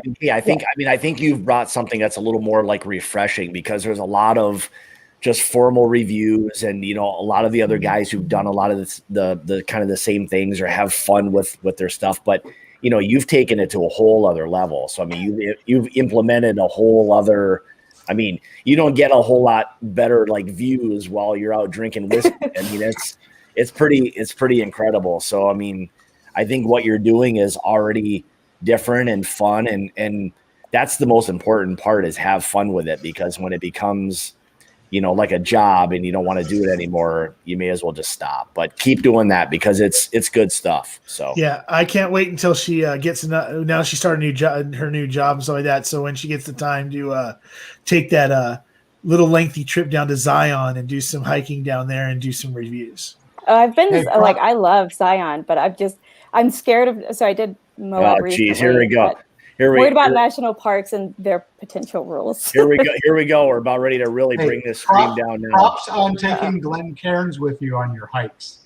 Yeah. That's, hey, I was like, well, I feel like it has to be accurate. Right. You guys ready to go slumming? Here we go. In 3, 2, 1. Here Jason, we go. It's there Jason. It is. I knew it. Look at this guy. God. There goes the neighborhood. Yeah. Well, there goes the stream. It's shit now. And in all seriousness, this is a really cool conversation, guys. I'm really enjoying it. I'm just over here Jason's trying big on the bourbon marketing towards women. Well, it's an interesting thing. Look at all of the channels. Okay, let's talk about like Adriana. You're probably, if not the only one that's doing solo reviews. I guess I'm trying to think of like another woman. Maybe I'm just drawing a blank that does individual reviews of a whiskey that doesn't have like the wingman, so to speak. Mm-hmm. Yeah. So far, most of them are, they're paired up. Yeah. Like I see a lot I see in Instagram. So there's a lot of them on Instagram. Right? There's a lot on Instagram. Exactly. On Instagram, you see much more females that are just clearly they're into, like my best friend, and she's part of the reason I got into it. Carolina Whiskey Girl, no underscores on Instagram. She's doing it on her own. Like that's very common, I feel like, but for whatever reason on YouTube that it's not such a thing, or it's always a couple sort of thing. And I'm married, my husband loves whiskey also, But he will freely admit he just doesn't get any sort of specific notes or things. He's just like, I like it or I don't like it. I can't tell you what the flavors are or whatever, which is fine. And he knows he likes Knob Creek because you tell him he likes. He knows he has to like Knob Creek because them's the fucking rules. Yeah. But you know what's really funny? I was on Instagram yesterday before I went on the Crusaders, and there's a complete disconnect from the worlds. There's not even the same. I was literally on with the Bourbon Bell and that dude Ryan and some of those guys. And I was talking about going to the Crusaders, and I had someone ask me, "Who's that?"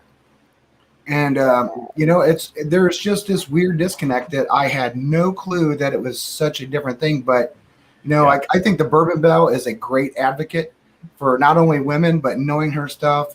She's part of the co-founders of the Whiskey Stave and Thief, and there's a lot of Instagram. So I try to bounce back and forth as much as I can between them both. I do an Instagram Fire Friday. I sit around a fire and just talk. And, just that kind of thing. I was so surprised at how many individual women reviews you get on Instagram, but you just don't see it here. Right. Yeah. And then, like over here, the women that are the seconds to, or there's two, them and their husbands or their whatever, Carrie and Klein, Whiskey She Wines, stuff like that. We all know that Sam is the one that actually wears the pants in the family. Sorry, Bobby. But and that's all fine and good. And people, and then you bring, what do you call it? Chris brings on hot buttery breadsticks and stuff like that. And it's always fun to see them. And it's always fun to listen to what they have to say and to watch Carrie, start really kind of doing this because she loves Klein and wants to be in that world with him, to be a part of it, is freaking amazing. And then Sam to sit there, to go from where she was when that channel started to where she couldn't barely smell without wanting to vomit to where she's at now is freaking amazing. Everything else. I tell you what though, Sam still makes that face every time she. Oh yeah, she did. I know. Yeah, she does. Yeah, she does. But I mean, it's. I think between what Adriana's doing, you have Shayla. I think I don't know. And then Shayla, Shayla, doing amazing content as well. Really bringing history and a lot of that stuff to the content, which you guys know I always appreciate. But I mean, I think Bill kind of said it earlier. With you don't realize how many women are actually involved in bourbon and whiskey in general until you. I didn't realize it, honestly, until I was at the distilleries in Kentucky. You always hear about the master distillers who are usually men, but the ones that are, making it happen, and the blenders, and women are managing warehouses and barrel programs. They're you should see our bottler. Yeah, yeah. I mean, they're the blenders, they're the tasters. They got the great palates, the great noses. It's just throughout. It's throughout the industry, and it really is. And it's funny. I've seen it over the last few years. It's the amount of women involved. It used to be you would go in and see them at the low level, so they would be like on the bottling line or something like that. And then the next time you would be there a year later, there would be one of them who's a supervisor of the bottling line, and the next thing you know, they're the manager of the whole facility. And you just don't hear enough about it. Like it's just all we care about is who's the distiller. Anymore. Yeah, so it's the way it is, and that's a shame. I think there's so much more in this industry than just who's the distiller or the figurehead. I think Whiskey Wash. I think they wrote an article, just for National Women's Month, and I think they said it along the lines that it's great that we can lift them up for 1 month and get back to the other guys, I guess, but and they don't believe you should be lifted up simply for being women. It's that they should be part of the conversation at all times, especially when they're putting their stamp and their thumbprint across the whiskey world, and have been for years. It's just the reason how they don't have a lot more recognition than they do. But I think it's getting to that point. I think we've already kind of crossed a little bit over from the standpoint of like not just always saying like, oh, it's a woman who does this, or it's a woman who does that, or whatever. I think it's starting to get to the point where I don't mean this in a bad way, that it's like not like so what, but it's like it's already understood that like yeah, that's great. I mean, a woman should be doing that kind of stuff, and it shouldn't be such a specialty type of thing that you have to like single out a woman to say, yeah, you do this or you do that. Like she can be mentioned with every single man, and it completely be as equal as, you know, the day is long. So it's like every time there's an article or a video or something like that, talking about a distiller, if it's a woman, they have to mention that, well, she's a woman, which is stupid. So okay, so she's a distiller or she's a blender, or not. Right. I think it's important because I'm a middle-aged dude who I have 2 daughters. They're 4 and my oldest will be 7 on St. Patrick's Day, and I am on the lookout for role models that I can find who are women for my daughters. So for me, it's important when you call out that this is a woman in a traditionally male-dominated role who is killing it. Like I look for that because I need that, and I'm not just talking about whiskey, but anywhere. Because I need that, so because it pops in my head that, oh, I need to tell my kids, hey, look at this.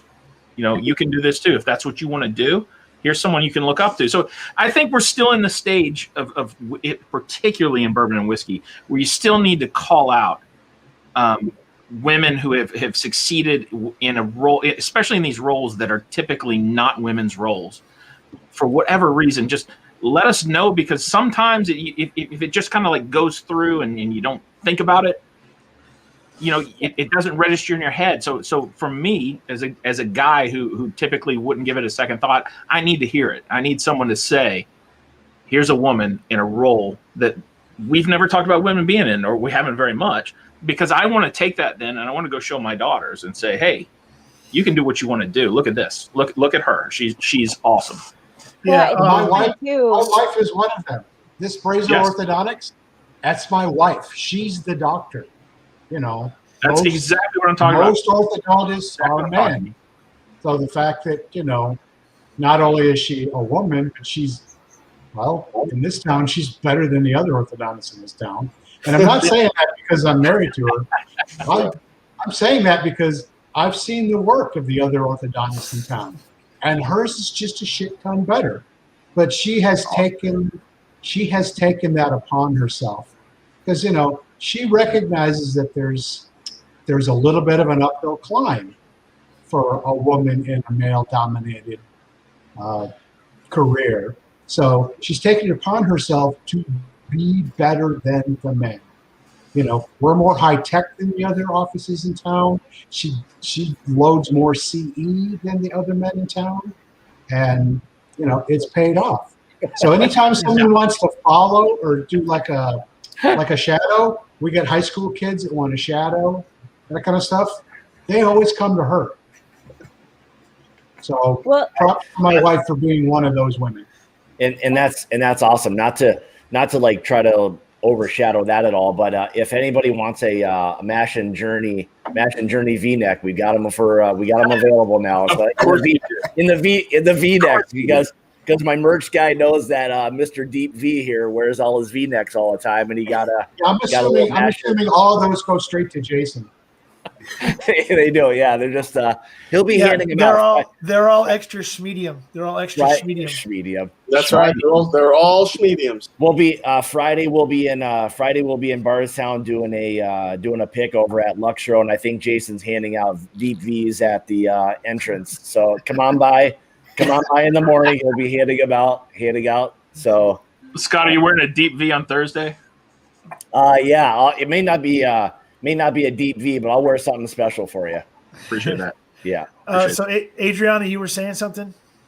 Well, I was just saying, as far as like about the articles pointing out that they're female, I think as long as they check with the person that they're writing about, because like I don't want to act like all of us women have the exact same opinion about it, right? Like some of us want it to be like for me in my scientific career as a Hispanic female in molecular biology, that's just like not really a thing. Like especially Hispanic, like it's just not a thing. So like I'm all for it if they want to promote it just because of that, just because I've actually had like undergraduate students come up to me and be like, I remember you because you were the only person who looked like me, you know, in the laboratory setting. So like that sort of representation does matter. And by putting that emphasis on things, it does matter. But I think also plenty of women, you know, especially if you're established in whatever you do, you want the article to be about what it is you do, not about the fact that I'm a woman doing this. So, you know, like I think as long as they have taken that into account, that's a big part of, you know, just of what to do with that. So they can both be important. And I loved what Bill said about like you seeing that and being like, oh, that's something to show my daughter. Because like my dad did the exact same thing. You know, like I grew up watching Star Trek and he'd be like, look, Tasha Yar is a female head of security. Like you could be a female, you know, on a starship kind of thing. Like whatever. And then she died a meaningless death. And then she died and she wasn't really my favorite character. And but, what's to me, like what like it was brought No up idea before. what you guys are talking about, but it sounds great. Yeah, not knowing. Yeah, not knowing. I must have missed that Star Wars as well, or Star Trek. Well, I don't even know. It was Transformers. I think that's So Adriana, like, a question. My daughter, who's a senior this year, she's going to go into biology. Yep. So I have a question. Is she going to have to start a YouTube channel to pay the bills? Good luck with that. He's thinking. For undergrad, well, I don't know that a YouTube channel is going to pay the bill, but for undergrad, yes. For PhD in biology, they pay you not very much, very, very little, especially for how many hours you work. But you don't incur more student loans. So she'll only have to do it for undergrad, and then she'll get a job after her PhD that doesn't pay much, and then have to pay back her student loans. Okay, I'll have to put her back on the poll. Don't even. I don't know, Adriana. This is high level consulting. You should charge Joseph, I think. Right, crap it. Oh, you're telling her not to go into biology. That's I can do paid in samples. Yeah, but sounds like 1 year of that sounds like 1 year of free teeth cleaning, if you ask me advice. Right? I'm thinking if she gets a degree in biology, she can be a sales rep for a pharmaceutical company. Yep. Yeah. So, but yeah, Brazzers. I know he's got at least one Knob Creek 15 he can send you as that consulting fee. But or a store pick. There you go. I keep hearing about store pick. I have a 15-year-old store pick. There you go. Adriana, if you want a 15-year Knob Creek store pick, I'll be happy to send you one if you want. All right, I'm off the hook. I would lose my mind. All right. We don't have store picks or 15-year. Or yeah, just an email. They're all open. Okay, that'd be amazing.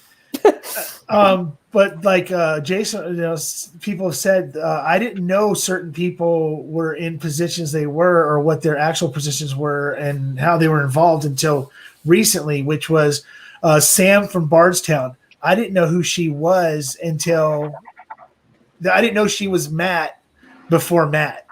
You know what I mean? That she created the blend before, you know, she helped to create the blend, the Bardstown. I can't remember what blend it is off the top of my head, but that she's the face of Bardstown, and I didn't know who she was until the whole world's top whiskey taster, and now for some reason I can't get enough of her.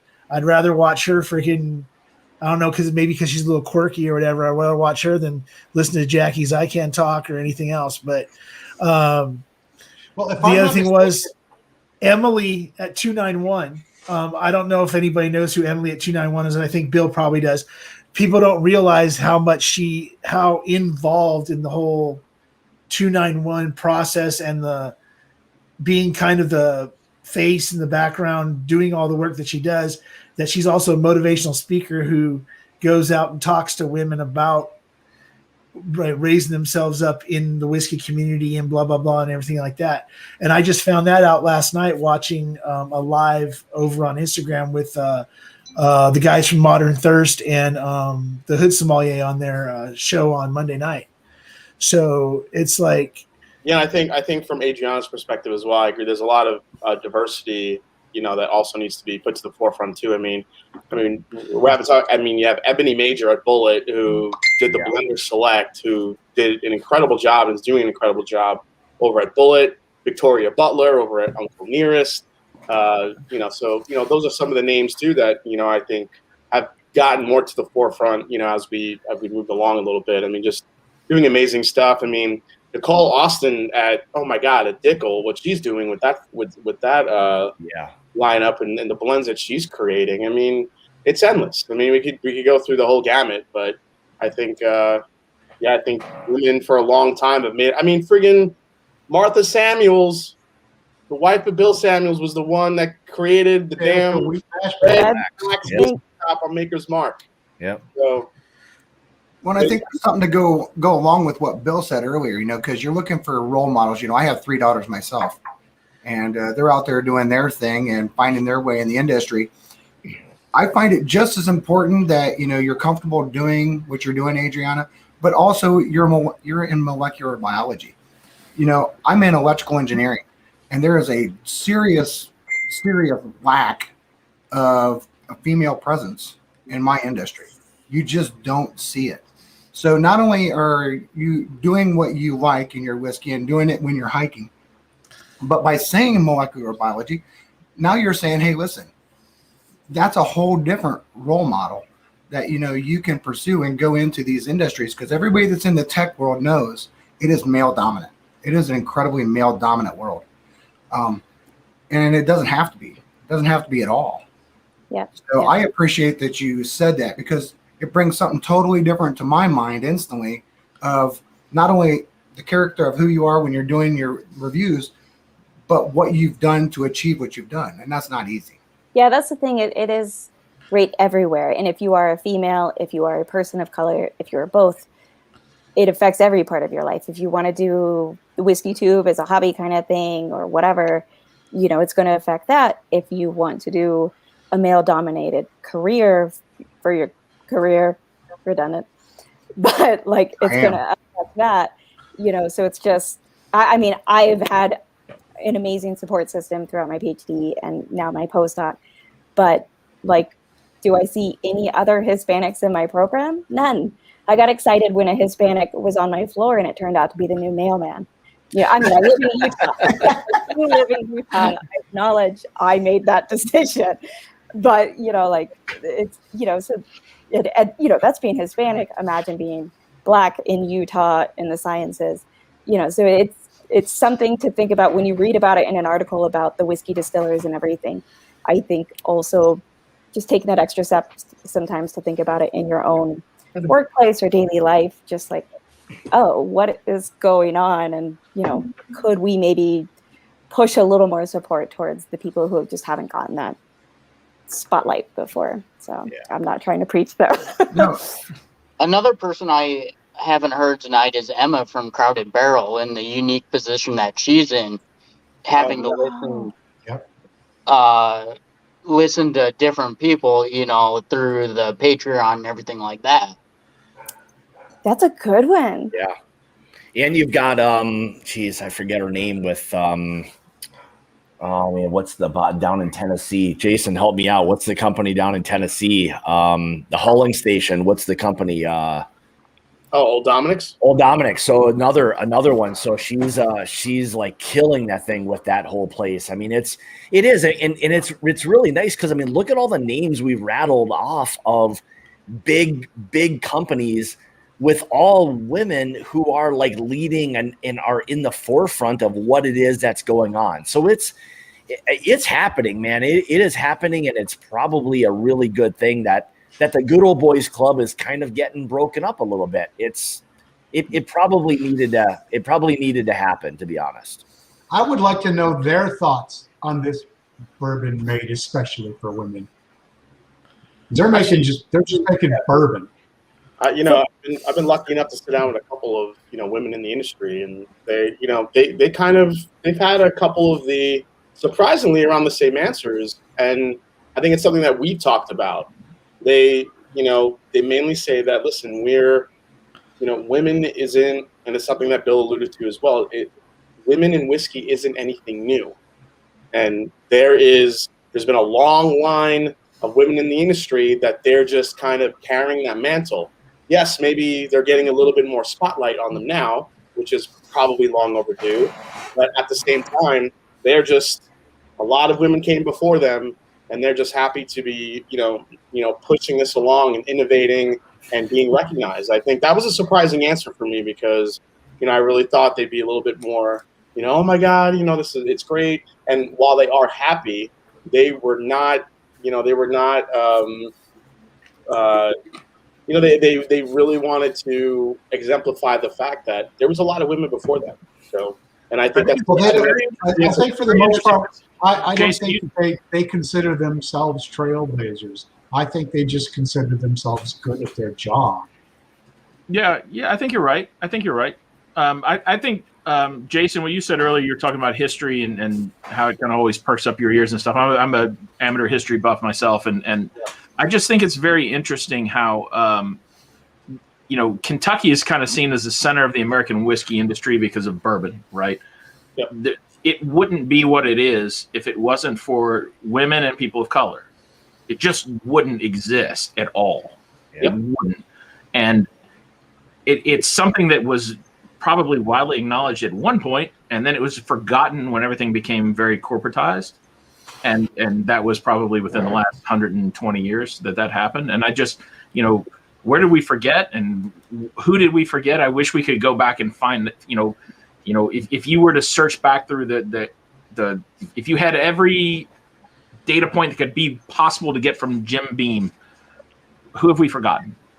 It'd be interesting to know who's been missed over the years and who should have their face on a bottle. Probably tons. Who should have their name on a bottle. Who doesn't? Yeah, I would imagine that. I would imagine that list is probably pretty damn long. Yeah. Hey Scott, you should tell Destination Bourbon to get on here. I don't think his computer's working anymore. Oh. Like he spilled like a bunch of maple syrup on it. Yeah, listen, Kleiners is doing what Kleiners is doing, man. He's now Destination Bourbon. He's back to traveling. So yeah, I just talked with him for. It'll be nice to see some actual about an hour, right around an hour yesterday. So, what do you guys think of the latest Larceny barrel proof? By the way, haven't seen it in Southern California yet. I haven't tried any of them. Yeah, I haven't had that one. I don't have the newest one. I've had the previous ones, but that went nowhere. Yeah. We actually have it in Utah, and I liked it, but I haven't had previous Larceny BPs. So I reviewed it. I think it's easily the best one they've come out with, since last year. And I thought last year's 3 were, they're all right. I think this one's a little bit better. It still doesn't really do anything for me, unfortunately. It's just not the B20. I haven't opened yet, based on what Jason said about it. Jason, is it that it's not a weeded enough profile? I think that's what it is for me. Yeah. It's not what I'm looking for in a weeder. It's just it tastes more like just another nutty Heaven Hill type product. Yeah, I think I like it a lot because of that. But here's a question. Yeah, I don't have. Could we argue the barrel proof is too, or the entry proof is too high for a weeded bourbon? Yeah, it's way too hot. That's the thing I hate about it is that they've all been I've had both the first 2, but they've been so damn hot. That's the problem. I mean, it's not Old Forester, like it's not the Old Forester like single barrel proof hot, but it's hot. The A121 isn't as this week, I think, high. on your way down to. No, I'm not talking the barrels, the proof. The entry proof into the barrel. Entry proof. Mm-hmm. Yeah. Because I'm wondering if weeders need to go in at a lower proof than 125. So that they don't need to be watered down. Do you think the water is affecting the life, or you think the initial? I think going into the barrel at a higher proof, I don't know. They take up too much wood, maybe. So it roughens up the. Hey Bill, I'm gonna do like. I would just do it because I lost the Super Bowl bet to the guy in the middle square. I'm anxiously waiting for it, man. Just a couple of days. Yeah. Hey, when you guys stop by, I've got one of the. So before they started doing these releases of the small batch Larceny, they did 4 or 5 barrels of single barrel Larceny barrel proof. Yeah, those were awesome. They were terrible. The one I had was pretty damn good. I have 2 of them that are undrinkable, and you're welcome to taste them. Anyone who's coming through here on Thursday night. Hey, if they're undrinkable, I can change them. Those things, fantastic next to what I have. All right. So you're saying the new Larceny barrel proof is a fantastic one compared to the original single barrel ones. And I think it's the best. I think it's the best release that they've had in the small batch series. Easily, it's really sweet on the nose. It's just a little bit. It's like missing a layer of something to me. Just a little bit thin, and it doesn't. I don't know. There's something about I think it doesn't have like a lot of the breadiness. I feel like it's missing some of the breadiness you might expect from a weeded. And I also think Heaven Hill's weeders do really, really great. At like 12 years or higher.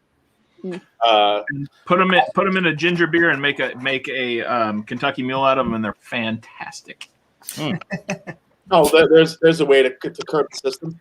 And I don't like cocktails, but that's the one that I'll do. Yeah, I'm just not being a big weeder fan. I appreciate the new Larceny barrel proofs because they're less of a weeder. Yeah. I think if you're not a huge weeded fan, then I think that's why I'm in the same boat, Joseph. I think there's that side of the coin too, where it's less of a weeder, which some people may not like. It's not nearly as wheat forward as like a Maker's Mark might be, or something like that. So I think people will kind of, if you don't like the flavor profile of Maker's Mark cast strength, Larceny is a little bit more of an attainable weeder that's that's barrel proof that you can get. So. I feel like Heaven Hill has a certain flavor profile, and if you don't like it, you're just not going to like a lot of iterations of it. I'm an unabashed Heaven Hill fanboy. I love their flavor profile. Yeah. Their weeded bourbons are kind of like if you take their bourbon and take out the spice and then replace it with, remember circus peanuts? The little orange or pink squishy things you get in your Easter basket and stuff. If you put that in a regular bourbon, that's their weeded mash bill. Yeah. Especially Kleiners. How you doing? We straight up have a basketball. Man, we thought the stream was bad when Jason joined. Holy shit! Look at this thing now. Who's the tallest? Let's see. Let's go back to that. Anyone over 6'3"? I picked you first. Now everyone's got to shift into position. Everyone, let's go shift it. Let's go. If you're over 5 feet tall, you're taller than me. So.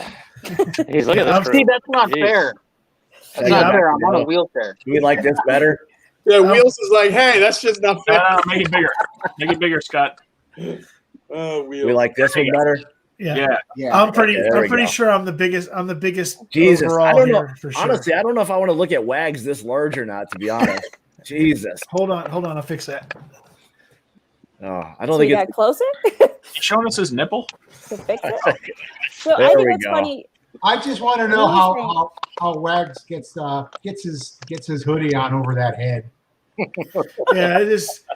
Luckily, most of my stuff is 3XL and 4XL, so it's got a big neck. But yeah, I know that I'm probably bigger than probably a couple people put together here. So because I'm like 6'4", 300. So I'm drafting first.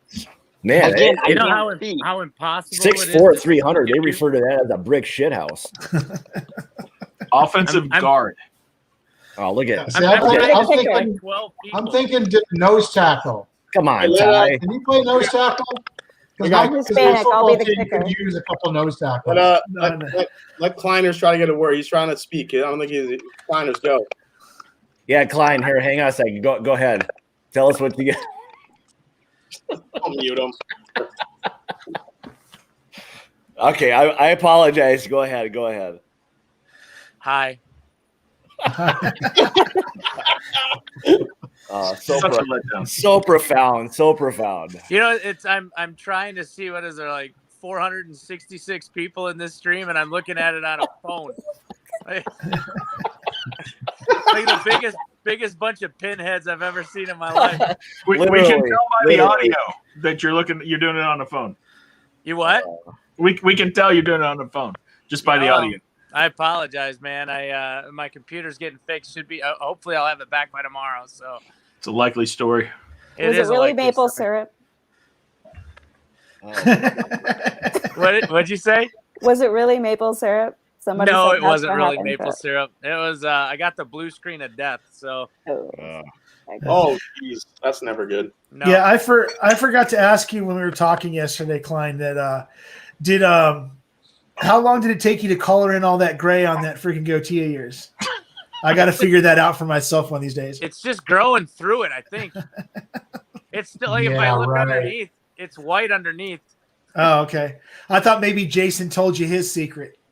Oh, Jesus. No, Look at Wags. He's just going crazy. He's just firing shots at everyone right now. If I show up at the next stream with a black beard, you'll know I talked to Klein. I don't color my beard, but I think I think Wags gets his professionally. He gets that Roomba effect going down. Yeah. Forget I'm the only female. I'm realizing I'm the only person without facial hair. Let's get going here. Sorry, I got to work on that. But Adriana, that's a good thing. Remember that. No, the thing is, I'm messing with people tonight because I've had it's been like Jason. I told Scott earlier. Jason, I had to say thank you for helping out the other night. And anybody else that helped me out the other night too. But it's been a shitty freaking last few weeks, and I just got back to doing a live. Hang on, Wags. Let me interrupt. So Adriana was complaining before, not complaining, but she was saying she's the only woman. Sam, let's go. Get on here if you want to make it. Get in here. She can't be the only. We were just talking about how powerful women. At least someone else without facial hair, right? Yeah. As long as Sam still has her bra on, she'll come on because she wouldn't come on live. No promise. She wouldn't come on live with us last night because Sam, you don't need it. Just do it from here, Sam, and you're good. Sam just needs a Bud Light Lime in a koozie. She's good to go. All right, here you go. Sam and Bobby, here you go. You guys can get on. Here's the link. Get in here. Let's go. It looks like one of my work Zoom calls. But yeah, I've just had a bad time this last few weeks, and not being on YouTube and not talking to everybody and not even really being in the chats and stuff. I missed it, and this is just being here and talking and stuff like that, and seeing all y'all and knowing the people that I've talked to in the last few days and what they've told me. It's good to see you smile, dude. Yeah, Bobby was the one that actually kicked me in the ass and got me back in the game. The other night, him and Chris. Well, Chris is the one that helped me out on Saturday. Then Bobby got in touch with me on Sunday, and then kicked me in the ass. And then I called Klein and talked to him, and just everybody else's encouragement and helping and everything else. Just said I needed to get back in the game as much as I can while I can, because I don't know what my schedule will be once I start working again. So I appreciate everybody that's here, everybody that's helped out, and I love every freaking one of y'all. And that's why I'm just firing off on people, because Dan Shook's not here, and I'd rather be I'd rather be here than crushing his dreams. I'll crush his dreams before I go to bed. But speaking of crush, someone tell Jason to quit playing Candy Crush on his phone.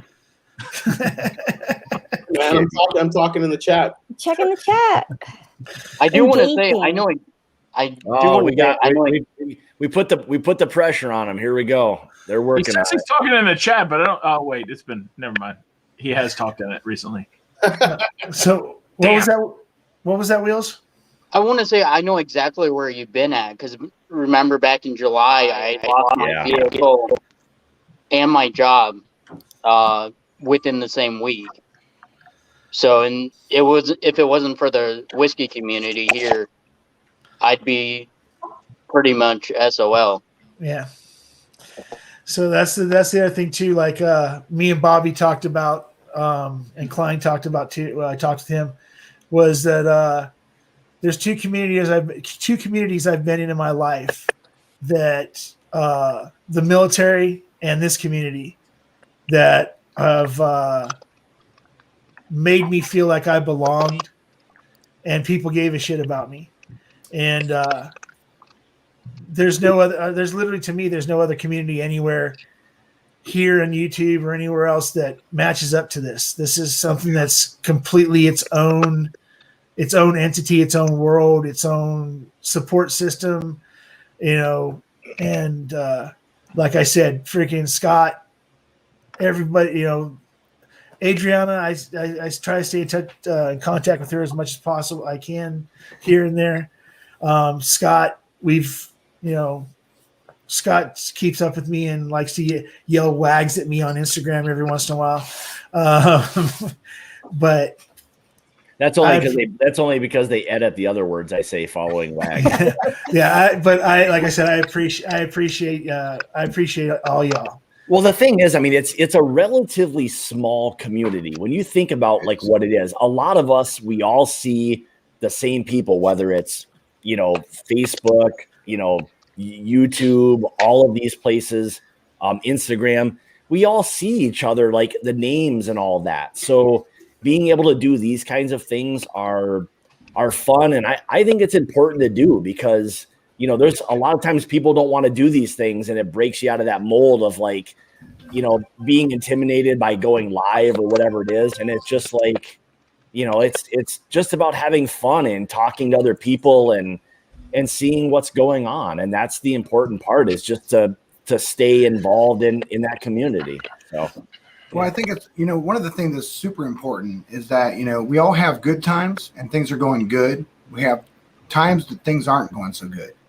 And if we're going to be not only stewards of trying to help someone understand that, hey, this didn't really hit my profile, but if you like this, this is yours. At the same token, listen, and I know that whether it was Stan or, anybody, you have this weird due diligence, right? When you're going through a bad time and you reach out to the people you think care for you, they have an opportunity to help you. And you can, that person can decline or whatever. But, if someone insists, you have a due diligence to take that, because everybody has a unique love language. And in that love language, they may not be able to say, I love you, but they might be able to help you. And when they have the means to help you, you would be taking that away from that person, that they want to help you. And this might be the way they say, I love you. So in that, this is a very unique community that whether you're going through good times or bad times, feel free to reach out and talk to people, because most of the people I've been with and talked to in here, I have yet to meet someone that's not a good human. And in that, we want to know you're good. We want to know you're bad. What we can do is individual, right? Everybody's going to have a different means of how they help you, whether they be able to say, hey, Wags, I love you, or hey, Wags, get off your ass, whatever it is. Yep. It's just that idea, right? Of just understanding that everybody has a different way they can help you. And don't cripple. I would echo that. I don't think there's anybody within this like whiskey community that wouldn't ultimately do something for anybody within here. If someone needs somebody to do something, there's enough people that would be willing to step up to really help people out. Mm-hmm. So. Well, for like me, the thing was, and I talked to Bobby about my problem with the whole situation is that I didn't think that I was like, okay, specific people like Jason, the Junkies, you, Scott, now Bobby, because we haven't really known each other for very long, but he's the one that decided to reach out to me and kick me in the ass. Richie Z, some of these other guys that I'm, Klein, that I actually have some sort of relationship or some sort of, I think of as my friend, the friends that if I was to say who's the people I consider to be my friends, that these are the people, as I go down the list or whatever, I knew that if I called those people, I talked to those people, that I would, if they could help me, they could help me, but I didn't want to feel like I was begging and stuff. And then when Chris, who is the other person at the top of that list, didn't even hesitate. He just said, give me 5 minutes. Let me talk to Josh. He talked to Josh, got back with me and said, okay, I'm going to do a giveaway tonight. What's your Venmo and your PayPal? And I was like, I gave it to him. I'm like, oh, okay, cool. He's going to, maybe he needs it because he's going to send me a couple dollars or whatever. Right. But he said no. And he turned off his super chats, made me physically write down. I've got 7 pages of freaking people's names written down from their donations to my Venmo and my PayPal account during his stream. People will step up, so it's good to connect with people. Like, look, I mean, Jeff, like, we wouldn't normally connect. I mean, to get these things going and get people, involved in these things, it's important to get other people, on these and talking and all of that. So, thanks for joining, Jeffrey. Yeah, and then Bill, Bill is the same thing. Bill freaking comes on, how many other people from distilleries are just jumping on lives with with you. Don't make this guy's head any bigger. Be quiet now. Jeez, look at that. Look at it. It's exploding. It's expanding as we sit here. Yeah, we know what's up. Yeah, I'll make it. Know what's up. Bigger. I'm drinking your first batch. Yeah. Okay, Jason. All right. Okay, all right, Jason. I'll be an ass kiss. I'll grab the first batch too. Grab the first batch too. It's an okay. Oh no! Now the whack attack's gonna go grab one too. It's an okay whiskey. Not bad. That's not what I hear. I got a question for everybody. Quick question here. When you think about generosity in bourbon communities, I mean, do you see it across all your different communities? I mean, I see local groups raising like $2,000, $13,000 this past week for some bad things that happened in the area, just selling off things in their vault and donating the proceeds and doing all types of things like that. Do you see that all around? I mean, that just seems like a characteristic of whiskey drinkers, which I think is awesome. Yeah, because I can tell you, I see it both on the tubes and Instagram. I've seen it both because I do both. Adriana knows I do both, and it's across the board. Yeah, there was over on Instagram. Some of the people here know Wheelchair Whiskey Hunter, Kimmy. She's okay. Well, she's okay, and then Wheels. Yeah, she's. Now I need something to drink. Yeah, she's in a wheelchair and she hunts whiskey for people, and then gets it to them for the cost of the bottle and shipping, so they can get stuff they can't get a hold of. And her boyfriend, some stuff happened to her, and her car got destroyed, and she couldn't come up with the down payment and stuff. And so the whiskey community over Instagram secretly put together a Venmo account and a PayPal account, and they raised her $5,000 in 24 hours so that she could take care of all that stuff. Yeah, if it wasn't, if you guys are all going to 4-gate flex, I'm going to flex on my own. Boo! I don't have any 4-gate to flex with. If it wasn't for Matt from Whiskey Crusaders, I wouldn't have the GoFundMe that I created. Yeah. For What the a same good human. situation. Matt's such a good dude. Yeah. I mean, he had to convince me because being on a wheelchair and living on my own, I'm pretty independent. And then having that happen all within a week. Yeah. Reaching out. Yeah. Well, I mean, I think it's a little bit of like what whiskey, in general is kind of all about. People sit down, they share it, you shoot the shit, you have good conversations. And it kind of it's just like an overflow of like, hey, if there's something someone can do for you, then hey, let's step up and do it. I mean, I don't think there's anybody that's in this chat right now that wouldn't organize or set something up one way or another. Somebody would do something for another person that we all, may know or may not even know, So, all right, Wags, I think your trucker headset's starting to give us a little. Hang on. It's not me this time. I thought think something was on the keyboard. Maybe not. Maybe it wasn't Wags this time. All right. Well, it hasn't been me the whole time, but you just like to mute me. But what the other thing is that I keep on getting people keep on actually. This is the weird DMs that I've been getting lately. Is I've been getting people going over on Instagram to comment on my thumbnails for my videos on YouTube, freaking telling me how much they like my thumbnails. I'm like, okay. I thought there would have been a bigger transition between Instagram and YouTube, but it is like Bobby said before, it is so many people that are just like Instagram, and then there's so many people that are YouTube, and there's not a big overlap at all. I thought it would have been much bigger, but you, like Bobby said before, you talk to someone and they're like, who the hell is that? Like, you know, I mean, like, holy crap. How do you not know who the Whiskey Crusaders are? Yeah, I don't know. Well, okay, so if you want to, I would argue that produced content on Instagram is not as important as produced content on YouTube. Adriana will tell you right now that's like really funny, right? So I just do one weird segment that I do a couple lives every now and then, but I do a Fire Friday. I literally just sit by the fire because my perfect day is sitting by a fire with a cigar and whiskey on the back deck with nothing else but birds chirping and my hawks eating like squirrels. Sounds good to me. And so, you know, I mean, you know, Adriana was like Fire Friday, and I was like, well, mountains.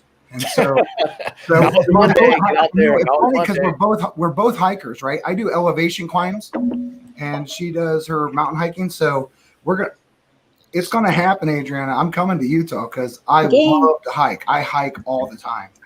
When it I walk comes up the to stairs from my basement. truthfully, when it comes to Instagram, the people that I know from YouTube that are over there, the people that people know from YouTube are Jason is one of Jason. I know a lot of people that know who Jason is. Jason, a lot of the mash and drum. Yeah. Scott. Are you talking about that Jason Cannoli guy? Then Trev's actually got like 1,500, 1,600 followers. The V-neck jabroni. Trev's actually like his regular personal channel is his personal channel, but his Bourbon Wrench channel, it's only been up for like 3 months or something like that. And he's got like 1,600 followers over there. He frequents it pretty, you know, not as much as me, but pretty decently. And then Scott, I always see you around, but people know who Hendo is now from his Instagram. And people are, you know, there's people that are starting to, you know, people knew who the Junkies were. Matt posts over there pretty, I'd say rather regularly. So it's just that like Whiskey Crusader Sarah, I think she does. She's on there more than the others are from Whiskey Crusaders, but it's not something that just, you know, jumps out and stuff like that at people. But like I said, the people that I met over there that I've met up with here in Southern California, as soon as I say, I don't know why this is, but as soon as I say mash and drum, they all know who he is. They know who Jason is. They know who Jason is, and that they watch it. He's one of the few things on YouTube that they do watch. But do they know Scalp Belly 23? Do they know that guy? No, yeah. But you know, I told him, I said it's really cool. It's really cool. They're supporting an up and coming channel. I appreciate the fact that they want to elevate somebody that's, you know, just starting out, and he's really finding his foot, you know, his footing to be able to do his YouTube channel. And well, I know that like when I went through and I started out, right? I started out at the same time on Instagram that I did YouTube. They did simultaneously. And when you look at it, you know, I think I'm up to like 69 subscribers on YouTube, and I'm over 500 on Instagram. Nice. So, you know, you just jump this like weird jump, and it's just they're totally different thought processes. Yeah, I mean, supporting newer channels is something I love to do. I mean, you guys know, I always like to have newer channels on the live streams on Wednesdays, and I mean, the one I had recently was with the guys from Curiosity Public. I mean, Dutch and all those guys. I mean, a lot of people didn't know that they came back or where they were. You know, they were from the Bourbon Guild, and you know, they kind of disbanded and then came back. They already knew how to make content, and they're like, dude, if you didn't have them on, I might not have ever found these guys. Because I mean, one, Curiosity Public is kind of not such a whiskey forward name. So I don't know if you're seeking it out, if you would exactly know who it was. Yeah. But since that stream, you know, they've gotten more people that have been able to find them. It's been great. Yeah. I know I'm on a couple other social media platforms, but I do want to thank Jason as well for helping me out too with my whole vehicle situation. I know I didn't mention you earlier, but I'm on with not having a vehicle the past 8 months. I kind of fell into the TikTok rabbit hole, and I found quite a few different people, like Fred Minnick's on there. There's 4 or 5 different distilleries on there, and some other people. Bourbon Blind's on there as well. They've and Yeah, Whiskey Bourbon Pursuit's on there too, I think. Yep. Hey, well, They do TikTok. Bourbon Blind apparently just discovered Instagram because he's going ape shit on Instagram. Oh yeah, he's freaking. It's Single crazy. barrel, right? I'm like, dude, take a day off. Hey, what's funny is that Fred Minnick's over there doing TikTok dances and stuff. You know. Yeah. What? But I Which is mean, the problem with TikTok. I just deleted my TikTok app today. I can't figure it out. So why is it a thing that TikTok I didn't even videos try. are I don't most need obnoxious more people? distractions. Yeah, and I'm at 8,000 followers on there, so. yeah, I have enough social media things I can't even keep track of now. I'm not adding another one. No. Yeah, I'm so- terrible at what we have. I can't handle anymore. I don't Yeah. know how y'all do Discord and stuff. Like, It's so I- hard I- to do stuff in I can't 60 do seconds anyways. Discord. I can't do Discord. I can't figure it out. I just What can't. the fuck is Discord? Not much different than this. No, I mean, you know, It's like Discord's Slack. really fun because you can sit there and we'll literally go on the talk. And you might walk in and talk about whiskey, or there might be someone arguing about something that's happening at home. But it's We're fantastic. talking about cereal, like on this channel. I've literally been, I don't know, I've walked into I some have funny discussed cereal on conversations. Discord. You Yeah, guys got Literally have to get zero on. idea what Discord is. Yeah, You guys got to Discord. get on Clubhouse. Yeah, Discord. Discord's kind of it's basically it's a chat app. You can It's do like the old room. It's like the old room back in the day when you had the rooms that you went, the chat rooms you went to. This is like the AOL. secret little chat rooms that you went to back on the old school computer days. I have one. I have one for my channel. I love it. It's a way to connect with patrons and a way to connect with just people that follow your channel. You can just come in and chat you up. I'd rather do that than like jump on a Facebook chat or something like that. I like Discord a lot. Oh, hey, by the it way, as well. Jason, I don't know if you recognized what my Yeah, hat. that's my known as handiwork right there. Yeah, he sent me a bunch of them with that wild turkey bottle, and I just was like, I hadn't put one on yet where he could see it. I still have all of them. I didn't. You reknitted it or what? You reknitted it into a hat like for California because it's like 85 degrees there all the time. No, it's like right now. It's like I think it's like about 54 or something like that right now, and I don't. Oh, yeah, so cold. Yeah, I don't use I never use the heater in my house at all. So even if I like meat locker, I like living in a meat locker. So when it's like in the 40s, it doesn't snow here very so. 40s is when not meat locker. I was gonna say meat locker. Hit me up when it gets into the negatives. Like I love when it Then we'll cools talk. down to 40 degrees. we still have snow melting. Hoodies, you don't need heat. No, I used to live in Colorado Springs, so I mean, it's not the real snow as people like to call it sometimes. But yeah, I lived in Big Bear out here in California for a little bit, so I've been around snow. It's just that, hey, who needs a hat when it's 54? So Adriana, I'm gonna jump on that effing train. Uh-oh. And Wait, Jason's train? I'm gonna jump on the train and I'm gonna make sure that you get this. This is a Knob Creek Lucas Liquor store pick single barrel rye. Oh, but now everybody's going to send her a store pick. So this is a store pick single barrel rye. It's like, from Lucas Liquor. Oprah Winfrey. You get a Knob Creek. Right, You get a right. Knob Creek. This is my version. Let me tell you, Lucas get a store Liquor out pick. of You Lee's get a store Summit, pick. Missouri, has probably one of the biggest store pick selections I've ever seen in my entire life. I've never had My a store local- pick in my life. My local liquor I've never store is not as big as their store. None of the High West picks? No, they don't do it in Utah. We don't have Oh my store God. picks even for High West That's in crazy. Utah. What about, you can't get them at the distillery, Adriana? I went to get Nick a Christmas present, and I wanted to get him a special pick, but it turns out they don't have that there at the distillery. They're like, here, have a Well, as bottle. long as we're on a train, I love Thorgate so much. and I can't find it around here. Yeah. It only took. Hey, it only took. I just can't find it anywhere. Hey, it only took 2 hours. I would love to try.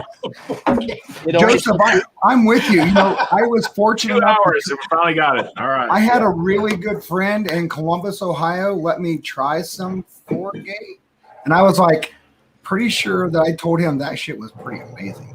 Because you're talking about a guy that does nothing but blends. I mean, what do we do Wednesday? I'm going to go ahead and say that if you guys can find my email address and I also have a friend in Columbus a sample of something who packs a big box like this with a single sample in it. He's very careful. We have little boxes with a media sample in them. And I can't get Forgate here in the Carolinas either. Which Carolina are you in? Because one of the two you can get You're it. in North, right? South. Oh, you're in South. You can get it in South Carolina. You just have to do it through one of the online retailers. North Carolina's a control state, right? And South Carolina's not? Yeah. Yeah, so you can get it, I think, through Sealbox or what's the other one? BourbonOutfitter.com. Gotcha. One of those two. Yeah. Yeah, that's become. I mean, that's become the good thing nowadays. That all these places that they distribute to so few states, but you can go to a Seal Box or Bourbon Outfitters, and if you can get stuff into your state, then you can do it. So yeah, North Carolina sucks for getting anything. We love both those. We love both Seal Box and Bourbon Outfitter. We use both of them, and they are fantastic for us because they get us into areas where I can't tell you. I own all of our social media sites and all of our websites and everything. Bob and I run the company together. I have all of our social media stuff. I get all of the emails, everything. I get about 10. It's more every day, but probably 10 to 15 a day about, hey, I own a distributorship or a liquor store in Texas or California or Utah or wherever. How can we get your stuff in our state? And I just say, like, we can barely make enough to support the states that we're in, so leave me alone. Yeah, politely. That's the problem. Blah blah. Yeah, Blah. If you got 2,000 bottles and you're in a handful of states, well, I mean, just do the math. You can't be in all 50 of them. That's kind of the way it works, and we're trying to grow, but we have to do it strategically, and we have to decide where we're going next. How many bottles do we need to do that? But anyway, the bottom line is that, like, places like Sealbox and Bourbon Outfitter, the way that we say that, yeah, we can't get to Texas yet, but they can ship to you. They can ship between the two of them. They can ship to 47 states. So, like, you should be able to, if you really, really want Forgate, you can get Forgate. And that's the same with other brands too, because they carry a lot of brands.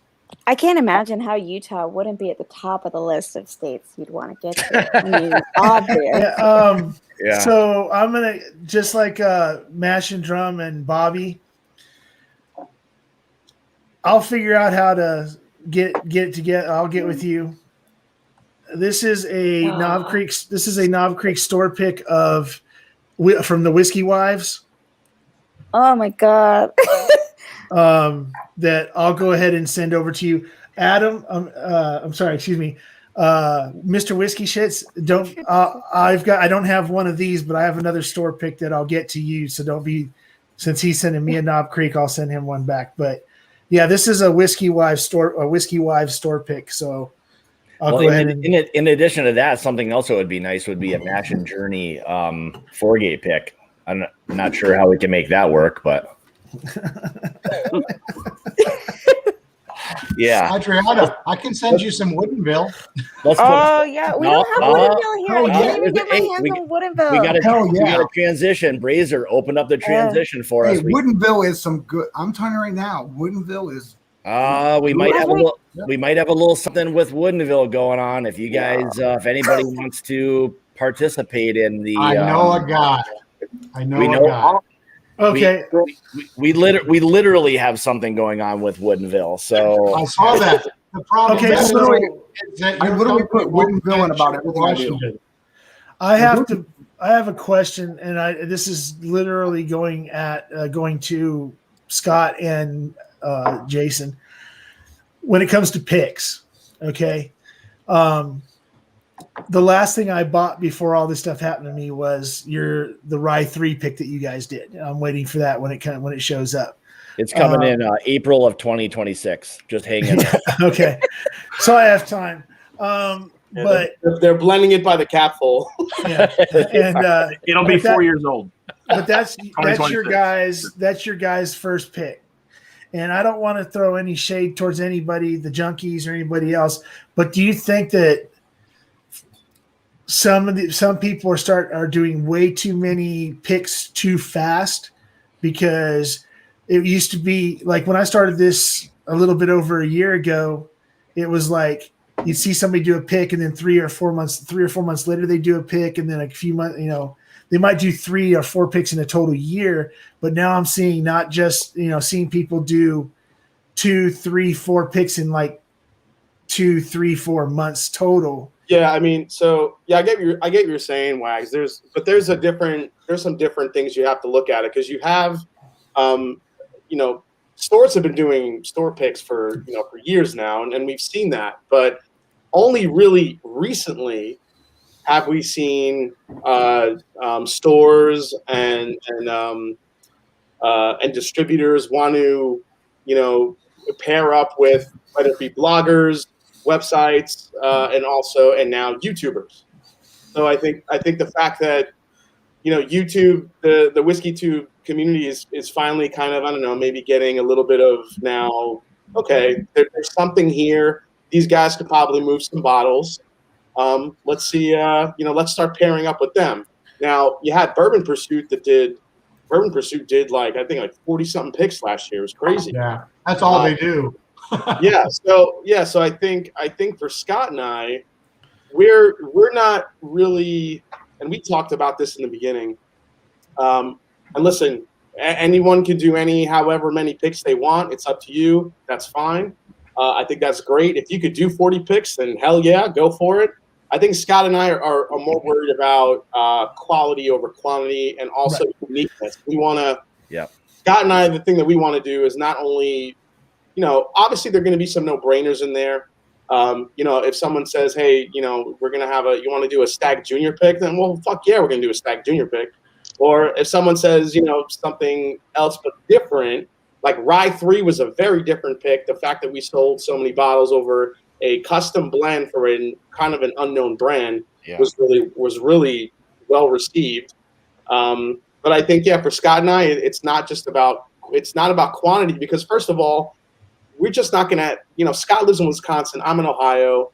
If we can't get to distillery and do it together, or if they can't send out samples, we're really not going to want to do that. We're not going to put our name on anything that isn't going to be something that we both really like. Yeah. Well, right. And I understand that. What say like with Dan and Sean, with freaking you guys, stuff like that, there's a trust level of like Wags, that. you just said it. Like if you line up with the people and you appreciate the people who are doing those picks, then you don't have an issue supporting or buying that bottle. Like we all know, we're not just going to buy some random pick because of whatever. But like Jason said before, like we talked about this early on, was that we'll pass it up if it's something that we don't like. We're not just going to slap a Top Gun sticker on anything. Well, yeah, because I was talking about there's some other influencers that or there are other people on the that do picks that I frequent a certain website for specialty things from Hill Rock, and that website had somebody literally did 20 something picks last year, and 16 of those picks are still sitting on that website with plenty of bottles to go. You have to remember, not all of those things that have a sticker on it, those guys did picks of. Well, this is if you knew who I'm talking. If anybody knows who I'm talking about, they did picks because they advertised them as picks, but they're literally still sitting there because maybe it was overrun, or it's one of those things where you put one bad bottle because they maybe somebody else was involved in the pick that wasn't, or whatever, and they got one bad bottle coming out. Then everybody's like, well, wait a second. So that's what I'm saying, that I'm not throwing shade at Dan and Sean. They finally got a hold of. They've been trying to get picks forever. It's just that it was all of a sudden. It's like they got the one pick, and I'm like, okay, cool. I got my swordfish oil, and then it was like, okay, a couple months later, then it was like, okay, now they got the new one coming out. And then that's kind of three in a row. They come on the feed and say we're doing 4 picks, and they'll be out. They'll more than likely, if we like them, they'll be out before the summer. And it's like that's a really small window to And I will say from Scott and I's short experience with doing these picks now, it has happened like that. Scott and I went from talking about providing picks through both our channels for like over a year and, having nothing to show for it to now we had people coming at us saying, hey, we want to do picks for you guys. Let's do a pick. Let's do a pick. Let's do a pick. And I've had multiple retailers reach out. I mean, it's crazy. How it works. I mean, it's kind of a good thing, but at the same time, Scott and I, we're not gonna, like I said, we're not rushing anything out. It's a little bit different for us because we're in different locations. We just want to make sure we're picking really good whiskeys that are really unique, that are different. And again, you're always too at the mercy of what you get to pick from. I mean, we could get 4 we could get 4 like Woodinville barrels that are pretty damn good. Maybe they're slightly better than the standard. I mean, they're going to be cask strength, so they're definitely going to be better than standard. But I'm just saying, what if all the casks are like great, but they're not exceptional? Usually, you hope for that one exceptional cask that really blows you away. You might not always get that, unfortunately. So, but we're getting a Jeopardy pick, right? Because we started when. Really, I got into Foregate. What really started the Foregate thing, I started Modern Thirst about 7 years ago. And a couple of years into it is when really the single barrel, the private select thing started. And I got into people would pay us to help them do their private barrel picks in like 2016-ish, 2017. The biggest thing I learned, it's the most important thing you can do when doing a private barrel pick is say no. And it will...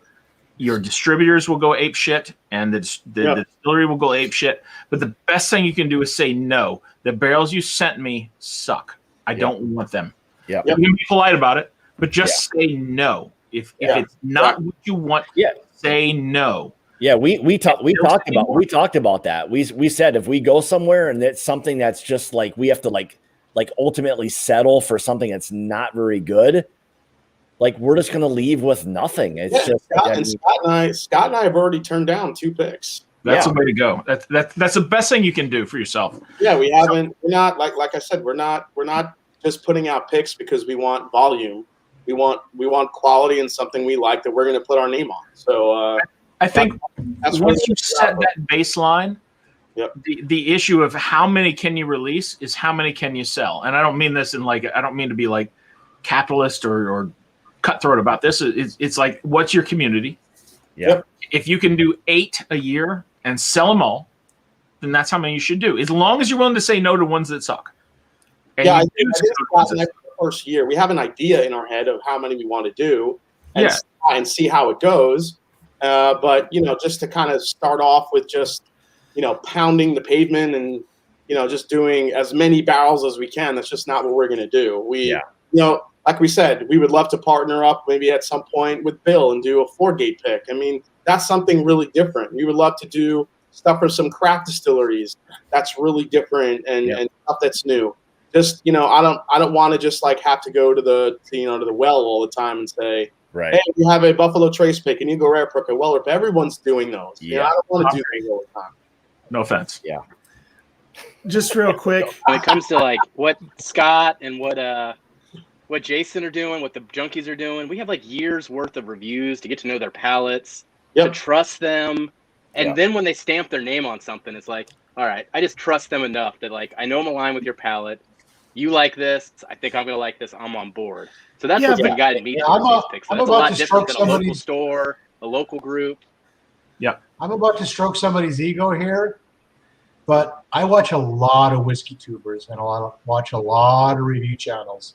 And the palate I trust the most is Jason Cannoli's. I passed up on stuff because he was like, yeah. but I've run out and I've hunted for stuff. I've hunted for stuff because he said it's a hitter. No offense to all the other whiskey tubers. Don't lie, Joseph. It's just Scott, because Scott, I love you, but you know what? But your palate's I trust that. Yeah, really? and that's you know what that's the I thing. trust Jason's palate more than any of the other whiskey tubers. And I'm real tight with Chad and Sarah, but I trust Jason's palate. That's he's still, what not sending you he's still not sending you a train, Joseph. It's not going to happen. Stop fucking that train. Hey, it's one of those things where that's what you have to attach yourself to that. Like, you know, if it's like, you know, Joseph or Jeffrey or whatever, whoever it may be, when you start to figure out like, oh my God, I taste this and this is what this person's saying, that's the way it is. That's how you need to align yourself. It's as simple as that. So, you know, well, like some of my favorite bourbons also happen to be Jason's favorite bourbons. So I'm like, oh, okay, we're kind of, you know, simpatico here. We got the same kind of palate. So that's why I've settled that. Yeah, and that's the important thing. Listen, if you trust the junkies and their palates and what they like, chances are you're going to like their picks, and that goes for anyone. You know, it's like, you know, I've gone to stores and bought picks at stores and figure, hey, I've never seen this store pick, and I took it home and it was shit because I don't know who's picking it. Yeah. You know, and in Ohio, we get state picks here. I don't know who the fuck is picking these things for the state of Ohio. Like whoever is needs a new mouth because half of them. Yeah, he's straight ass most of the time. Yeah. So well, just and like I'm not a tuber, so I'm not in a position to just buy any pick the shop. Well, there are no picks around here, but I can't afford to just start grabbing up picks because again, I don't know if they got a shit palate or not.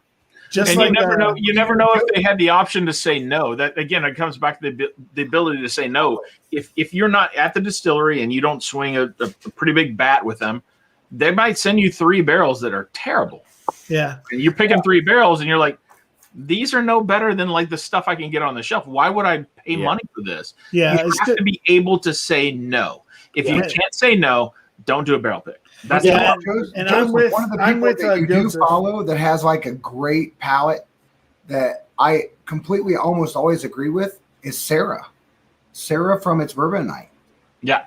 And I think she's got a much better palate and nose than Chad. I line up with Sarah's very well. I line up with Sarah's palate way more than Chad. Easily. Yeah, exactly. Sarah, Chad's awful. I'm telling you right now, Sarah's palate is usually on point. I think Sarah's more particular. She's awesome. She has great yeah, palate. I think Sarah can be more particular. But also I think to this whole point, something people kind of forget about whiskey is it's just like any other thing. Like everybody has I hate vegetables. Pretty much every freaking vegetable. I don't like them. I grew up Puerto Rican. None of our dishes really involve vegetables. So my husband's a chef. He can't make me like a vegetable. Put all the garlic you want. It doesn't change the fact that thing was green at one point in its life. Like, you know, like, but like if somebody did a review and said, oh, these green beans are the best freaking green beans and they got 5 stars and everybody else liked the green beans, doesn't mean I'm ever going to like those green beans. Like, it's the same with whiskey, though. I think, you know. When we talk about all the different channels on WhiskeyTube now, the plethora of choices you have, it's like anything else. Again, your palate has to line, especially when it comes to whiskey or anything you're tasting. Your palate has to line up with whoever you're watching. Some you may watch just for entertainment value, and that's definitely a good reason to watch somebody. But if you're really looking for an honest review, that find someone that your palate lines up with, because you're going to get varying opinions all across YouTube. Some don't like this profile, some don't like this profile. Like I see channels that hate Wild Turkey. I'm like, how the fuck do you hate Wild Turkey? But that's just not. But that's their opinion. That's their palate. So if you also hate Wild Turkey, then you should watch them. You know what I mean? Yeah. I'm going to be honest. There's actually a couple of channels I watched my bourbon journey. I watched Scott for the entertainment value. Because he reviews a bunch of stuff that I can't get, and he drinks a lot of weird shit. Yeah, he does. Joseph, in fairness, Joseph always from the very get-go is like, man, this guy drinks some really weird shit. And that was for a long time. That was my thing. I got a hold of a lot of different craft whiskeys that nobody knew about. And it was I watched them all. Yeah, and it was fun to go on like those different, those journeys or whatever. But it was it kind of bourbon journeys, maybe. exactly. Yeah. Here's an 8-month-old bourbon from North Dakota. What the fuck? Well, it would be. Fortunately, I never got super like young stuff. Most of the stuff was always in that like 2-ish year. We all kind of know what it's going to be, and it is. It's tough. We know what 2-year whiskey basically is, and take it for what it is. But like I think when people are doing picks, like you have to align yourself with people who have similar palates, because you couldn't go in and be like, I love peanut butter, I hate peanut butter, I hate caramel, I love caramel. Like, how's this going to work out? Like, it's just not going to work very well, like, so butter, whatever. Yeah. Well, Scott, I know it came across as a joke, but based on most of the things you review a lot of micro stuff, a lot of craft stuff, and a lot of stuff that I can't get or never see. So based on that, I have no idea on whether our palates match or not. Yeah. Yeah, I gotta when I've seen Adriana's a couple of her reviews, I always gotta rewind it, because it's like I'm trying to listen to the review and then I'm looking at the scenery and I'm like, what am I doing right now? At least she's got one up on all of us. And here's the thing too, right? So Utah might not have store picks, but we have mountains. So I'm just trying to make up for that. We got mountains here too. Yeah, I got two things real quick. Come visit. You can go hike till your heart's super. That's all I ever want to do. Super underrated whiskey right here. We don't have that either. So, Jason's been talking a lot about that. It's so good. I just realized how small the world is, because Bill mentioned something a little bit ago, and I had mentioned the name of it earlier.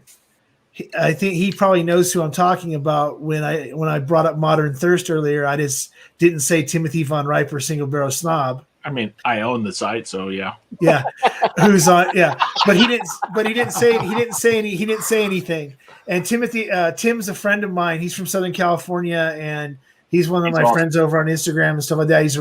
He's literally one of the coolest people that I've ever been involved with. Great human being. And then he said Modern Thirst, I'm sitting there going, there's a reason why I knew his name besides Foregate.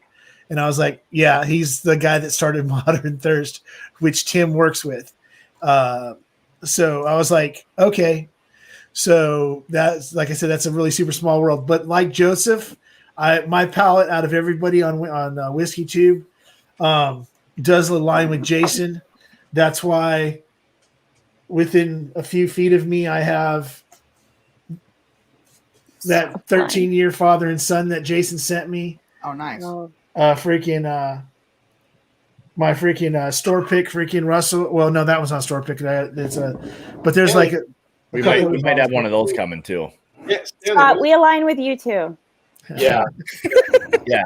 Hey, anybody else? Hey, the rest of the night, anybody else mentions this goddamn Jason C guy? You're getting the old mute button, okay? So what was that, Jason?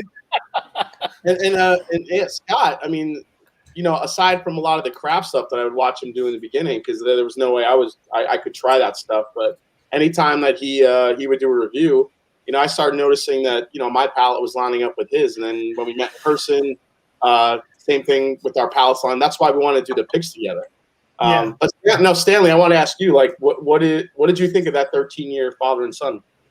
The initial, like I told you, I texted you or whatever, that the top got broken off of I had to fish the cork out, and it had leaked a little bit. You're supposed to drink it, not bite it, dude. Yeah. I think COVID actually gets into corks, and so this year it's just been destroying everybody's corks. Yeah. So I used luckily it's the same the same cork as a rare breed. So I just took a rare breed cork and topper and put it back in there. But the first time I tasted it, it was a little bit harsh initially, but then I let it sit. I've let it sit for a little bit, and it's not. I mean, I'm just right at the shoulder. Yeah, I've got a quick question, and it's a lot better than it started out, and it seems to be getting better as it sits for a little bit longer. I really like it. A lot of turkeys do. Go ahead, Scotty. I got a question. Are we going to hear from Dramhound at all tonight? No, man. I'm just letting Wags take the show, man. Jesus, Wags. I'm sorry. Where's the freaking mute button? This guy's getting a 300-minute timeout. Where's the 300-minute timeout for that? Usually I'm the one that talks so much, but man, I can't keep up with Wags. At work we have this thing on video conference where it actually shows you the percentage that you actually spoke during the meeting. So I think Wags would take the cake on this one. Yeah. It's gonna be like in the upper left-hand corner. It's gonna be like 98, and then we get to share the other 2%, the rest of us. Y'all are just all showing off your story pics now. Yeah, I'm so bummed that I had to move my desk away from my collection. So it's like you're showing off all the shit in here. I have a fucking curtain behind me. Okay. No, I honestly, obviously, a lot of you know me behind the scenes more so than in front of a camera, and that's because of work purposes. But honestly, I just want to reach out to each of you and say, y'all kick ass, serious ass. During COVID times, you've helped a lot of us through it, and the entertainment value that each of you provide is just top notch. So much appreciated. Well, so, Drammy, do I need to send you some more cigars, or are you good? Yeah, I mean, by all means, I'm more than happy to receive some. I just can't wait until I'm in a different location to actually enjoy them more often than I do. I just need warmer weather.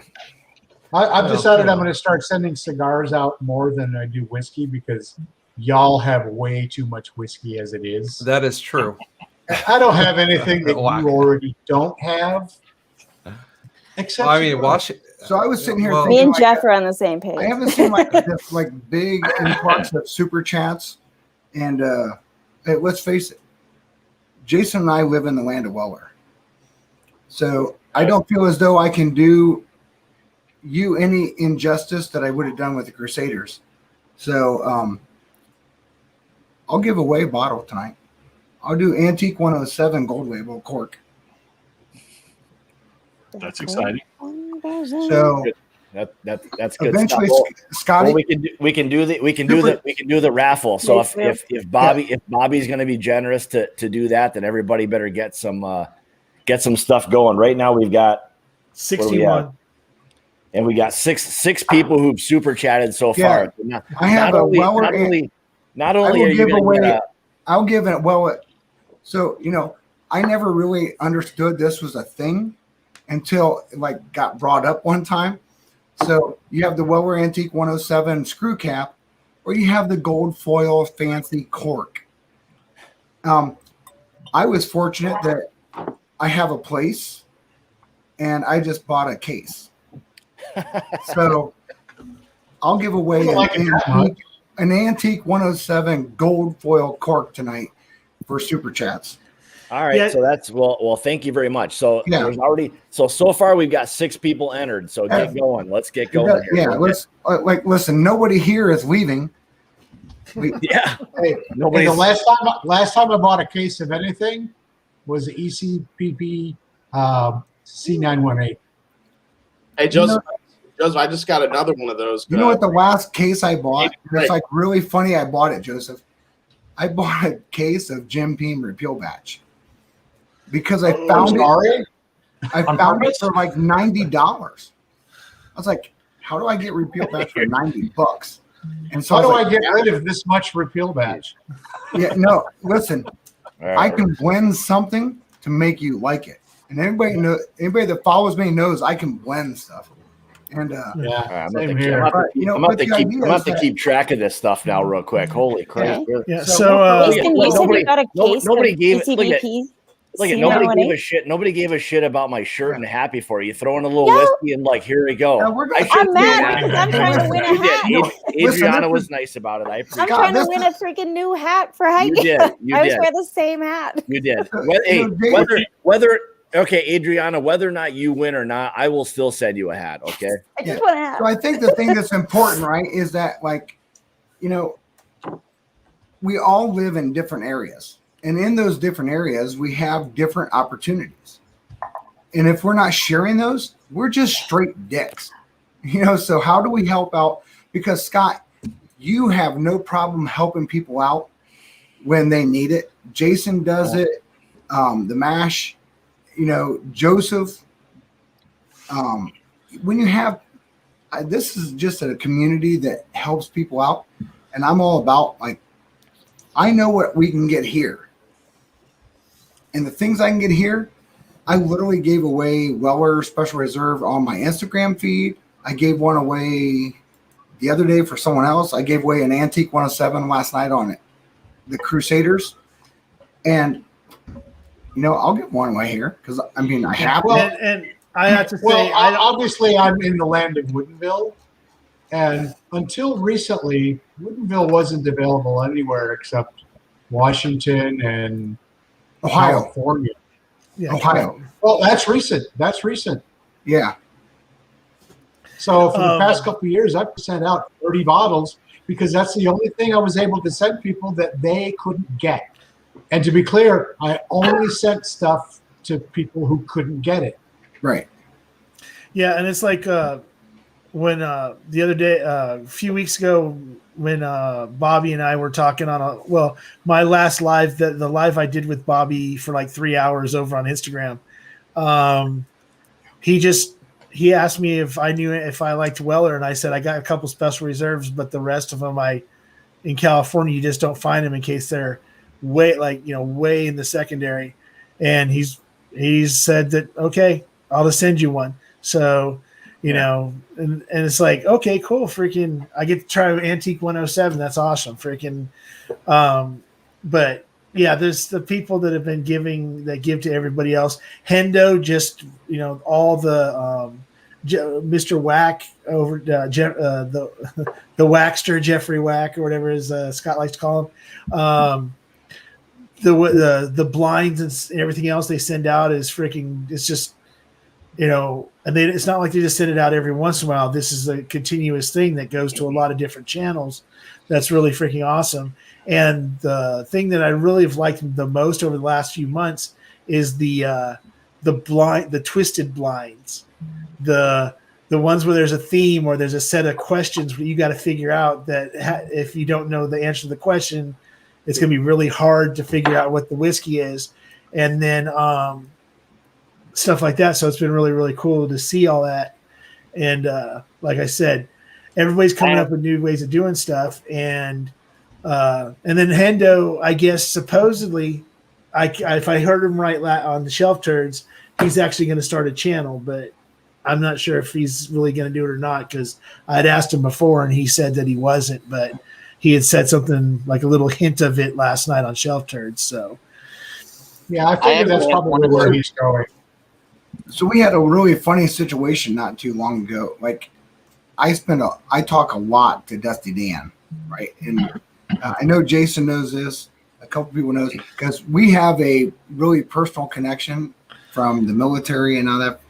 And it was really funny, right? Because Dusty Dan really doesn't say much about it, but he did a stream.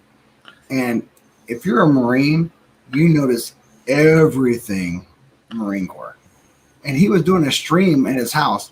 In the back stairwell. What's that? Except for you, we would have no idea that you were Marine. Yeah, I noticed everything. And I noticed this picture on the back stairwell, and I was like this instantly, like, is that you?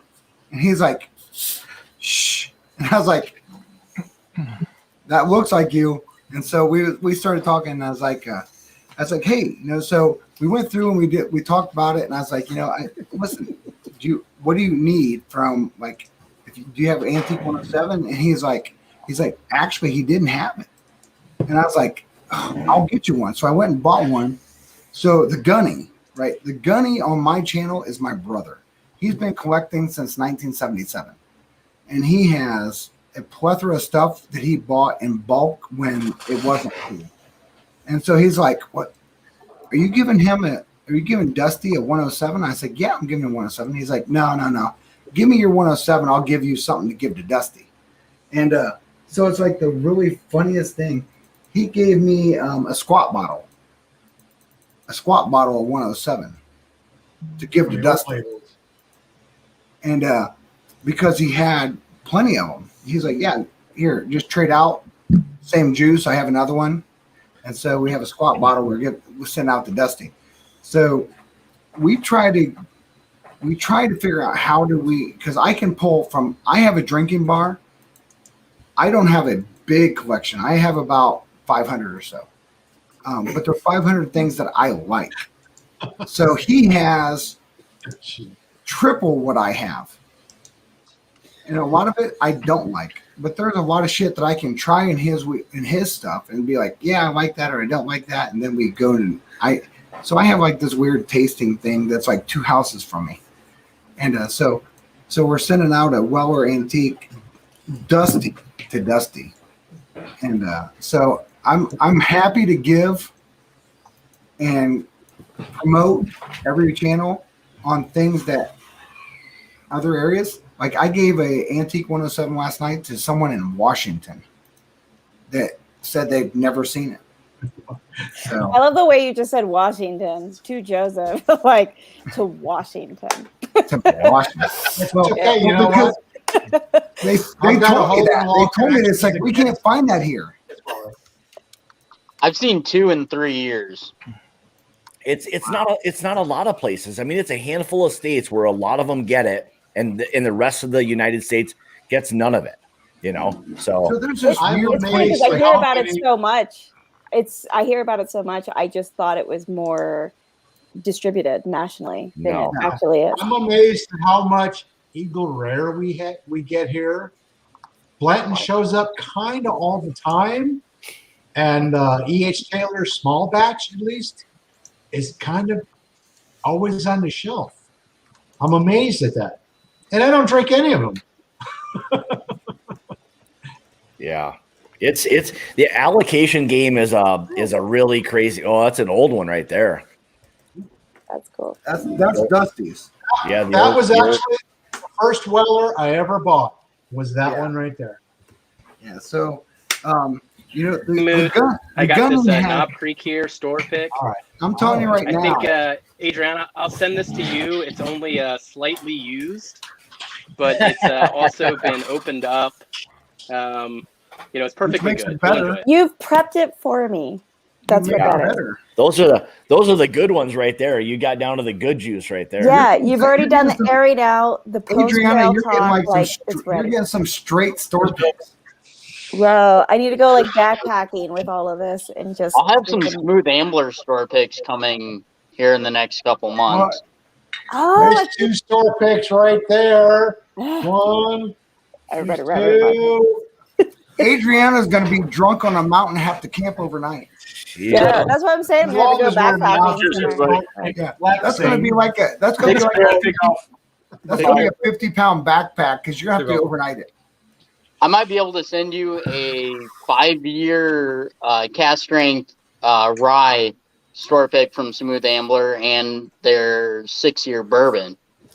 The guys that are getting it in were actually college buddies with the master distiller. Yo, I'm gonna have to do like an insane backpacking trip and just take all this whiskey out there. You're gonna be out there. You're gonna have to be out there so long. You're gonna have to like worry about coyote attacks. Coyote attacks. The hike I went on with bears whiskey this week. The lady was like, there was a lady at the beginning. She's like, "There's a moose up there. Like, watch out!" And I was like, I'm partly worried, but partly excited because I really want to see it moose. So. Yeah, have you ever seen a moose live up close? Yes. What? They're ginormous. Yeah, they're huge. They look. so big. Rocky and Bullwinkle. I didn't realize that was not that cartoonish. Like, it's accurate. Like, no. Moose really looked at ridiculous, except moose are huge. Moose. Adriana, I have to ask, when you're up in those mountains, I mean, how much? I mean, are there signs for like possible dangerous wildlife that's out there, or what? There's not normally. Everybody just kind of knows that you could, and that it's likely. I haven't had an issue, but people are always like really good about warning each other. Like this past hike I just had, the issue is that I go by myself most of the time, and everybody's always like, "Are you here by yourself? Like, you don't have a dog or something to like." I'm like, what's my dog gonna do? Like, if it's a moose, it's like. You're like, my dog doesn't drink whiskey. In real quick, because this. My dog will fake injuries on a hike to get out of the hike. I've learned my lesson. I don't take my dog on the hike. Around here, it's elk, it's mountain goats, rams, and rattlesnakes. We saw some elk on a hike this summer, which was super cool. Listen, not to boast a little bit, but I got a skunk that took a shit on my patio the other day. So I've had mountain lions. Look at Jason flexing. Jason, I will tell you right now that skunks are not like an animal you want to shoo away with a broom. That's right. I want to see Brazier get ass slammed by a ram.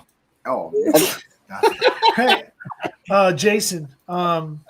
Take your camera with you. I haven't seen any post about what you're doing tomorrow. What are you doing on your channel tomorrow? We're gonna have. Let's see. Hendo sent another fun blind tasting for myself, Destination Bourbon, and Dusty Dan. Speaking of Dusty Dan, so okay, we're gonna have a fun tasting on that tomorrow night, and then the following week. You guys brought up Whiskey Crusaders. We're having an all-out Irish whiskey fest on Whiskey Crusaders on the channel. That's awesome. All right. I wasn't planning on doing it this week. I was gonna, but I kind of got the itch from going on the other night. I'm gonna try to go ahead and do the late show tomorrow night after you get done. Just checking to see what you were going to be up to, so I could gauge how long it's going to be. So since you got Dusty Dan and the walking shit show Destination Bourbon, then it's going to be a little bit of time before I need to worry about going on or anything like that. But and I'm right before the mash, so I do Wednesday right before him. Yeah. So, but Adriana, here's a sneak preview for probably a couple of months in the future.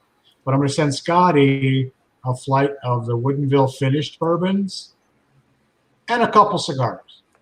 What? So, what the hell? That was I just need good weather to get back outside, and we can have a marathon whiskey cigar tasting. We can go all night. I'm good. That's a question I have. I'm also waiting on the Woodinville, the PX sherry finish. I just found out they haven't picked a date yet for that. So I don't know when that's coming out. Just I want to ask you: have they ever released a port finish cast strength at Woodinville? Yes. They're porting the cast. What they do? Here's what they do with their finished bourbons. Cast strength is usually around 120 proof or whatever. Their barrel entry proof is 110. Right? It's sweet mash. It's copper pot stilled. Their entry proof is 110 proof.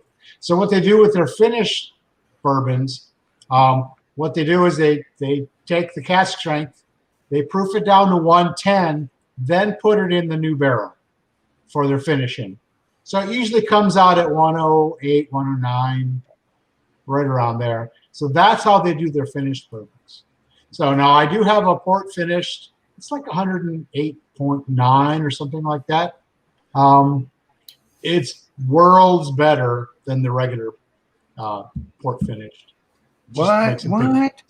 I blend port finished Woodinville all the time. It's my go-to 90 proof. It's at 90 proof. Their cast strength stuff. It's a whole other ball game. Yeah, because Fred did the blind, right? He did the blind of his cask. I just got one the other day, and I tasted Woodville stomped everybody.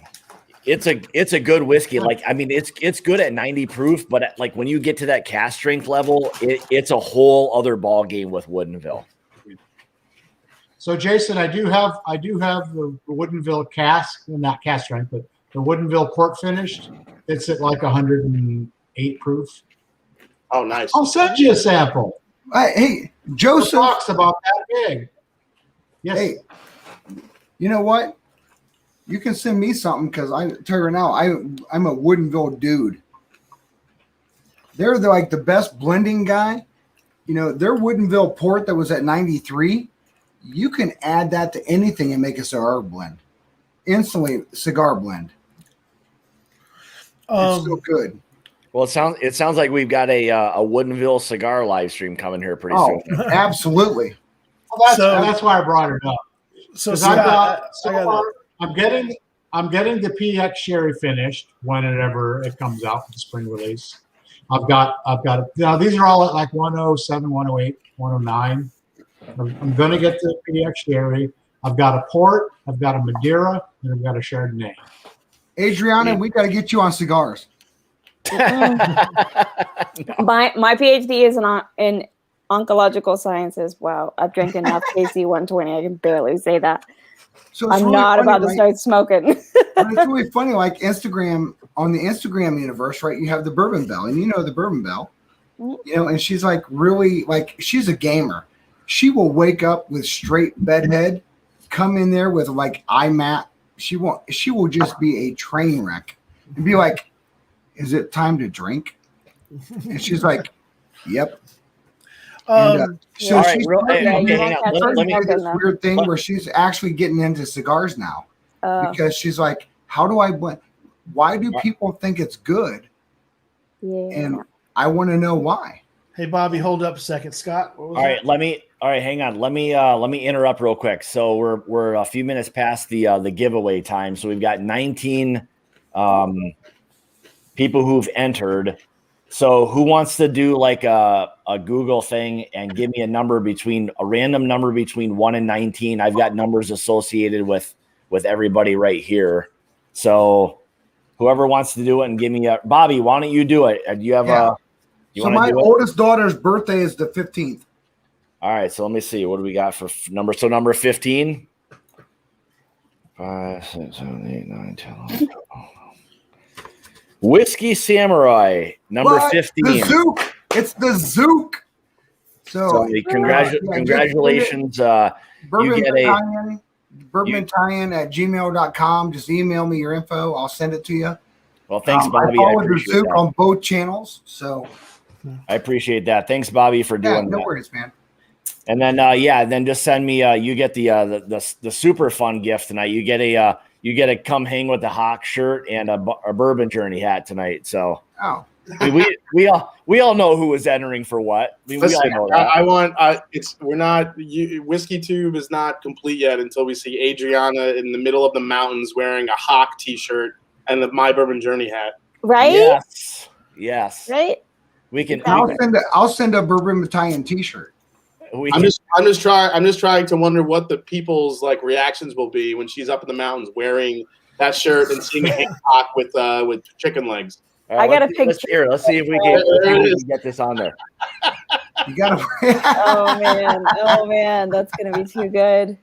You got to have the Look at that. All over it.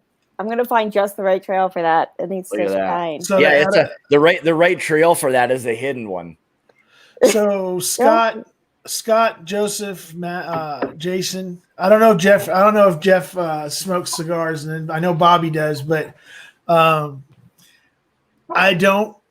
I quit smoking 20 years ago, and but I'm interested in at least exploring cigars a little bit, and I'm just trying to figure out where would be like somewhere to like just a cigar to go purchase and try to start out with. What's your favorite bourbon? I know the one to start with.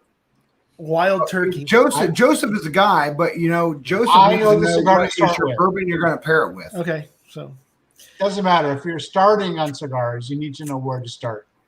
Connecticut leaf. I mean, you want it milder, but not too mild, so it doesn't have any flavor. Because obviously the answer would be, oh, Macanudo. Except Macanudos have no flavor whatsoever. No. Okay. So so what would be your suggestion? The best cigar to start with is an Oliva Connecticut Reserve. Exactly. Good place to start. Nice and mild and approachable. Yeah. It's mild, but it has a lot of flavor. Yeah, Connecticut leaf is where you should always start. Yeah.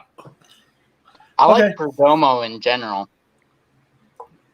I prefer the New York leaf. Perdomo makes so many different. Oh, no bias there. But you're from Jersey. New York leaf. And some of them are crap. Because they make If it's not from Puerto Rico, it doesn't count. Jason, Okay. quit trying to be New York. You're New Jersey. So the New York leaf. Yeah, I prefer the New York New Jersey leaf over Connecticut. He prefers that water leaf. It's a New York shade leaf is what it is. You know, Oliva Connecticut Reserve. Yeah. That's where you start. Yep. Hey, there you go, the match, Jason. That's what you need. There you go. Like the Junkies did their thing with Alec Bradley with their little junkie cigar and stuff like that. You need to have a Fuggy Yamada freaking cigar come out. Yeah, I'm gonna have to talk to him about that. Maybe we could do some kind of fun. There's I'm actually gonna jump off, guys. I have to film a video tonight. I'm drinking 3 different Stag Juniors, so I might fall on my ass.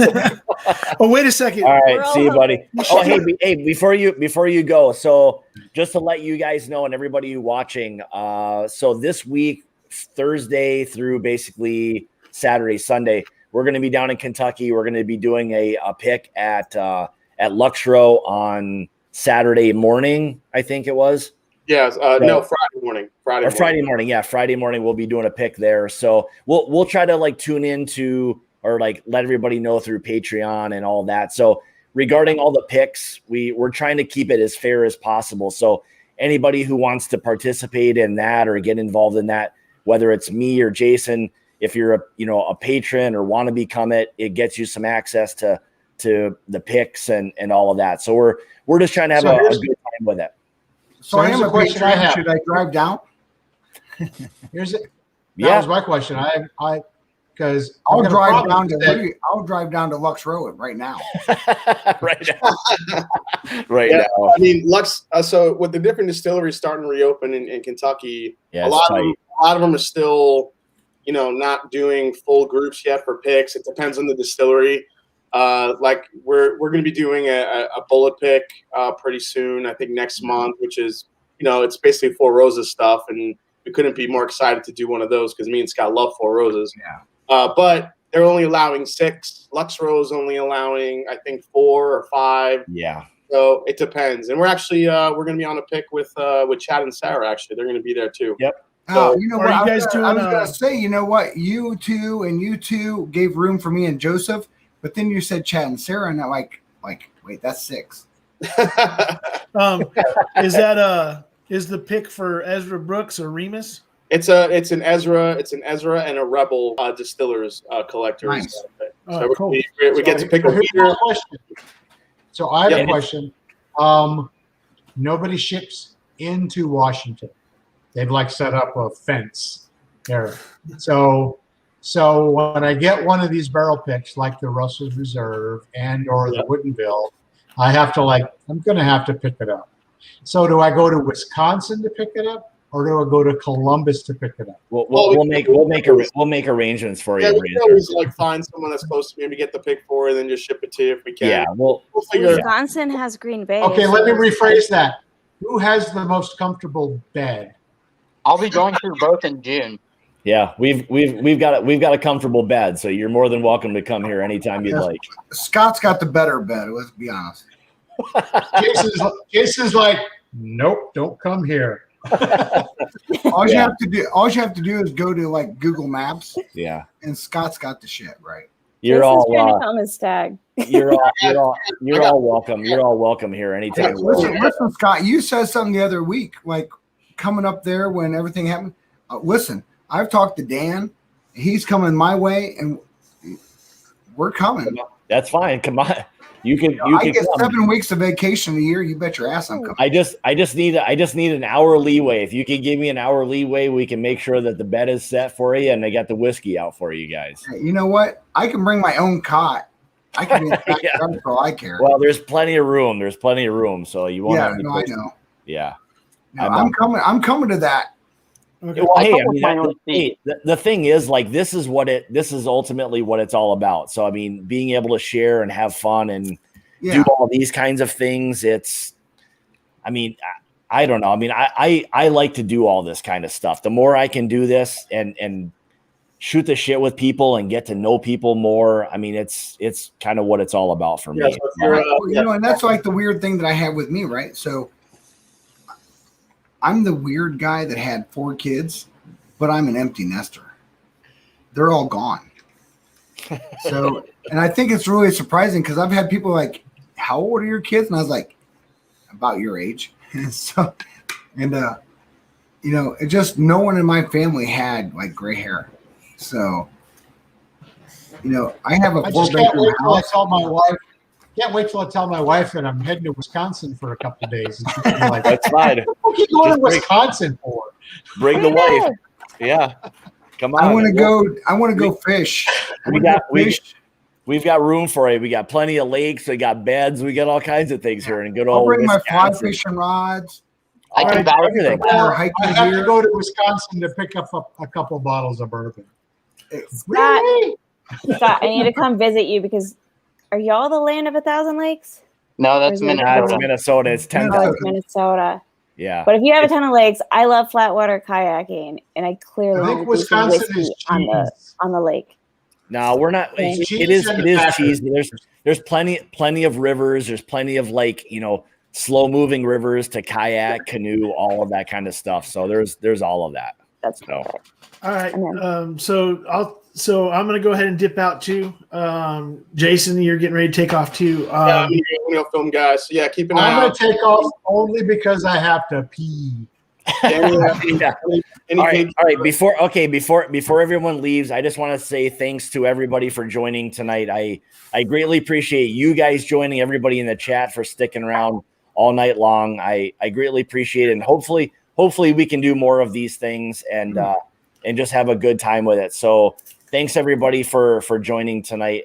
Greatly appreciate it. So thank you for having us. Sorry for having us. Absolutely. Yes, and sorry for talking too much. We'll try to do it again, Bobby. Thank you so much for contributing the bottle. That you'll make someone's day for that. So thanks everybody, and we'll see everybody next week, I should say. Cheers. All right, see you guys. Cheers. Good night, all. Salute.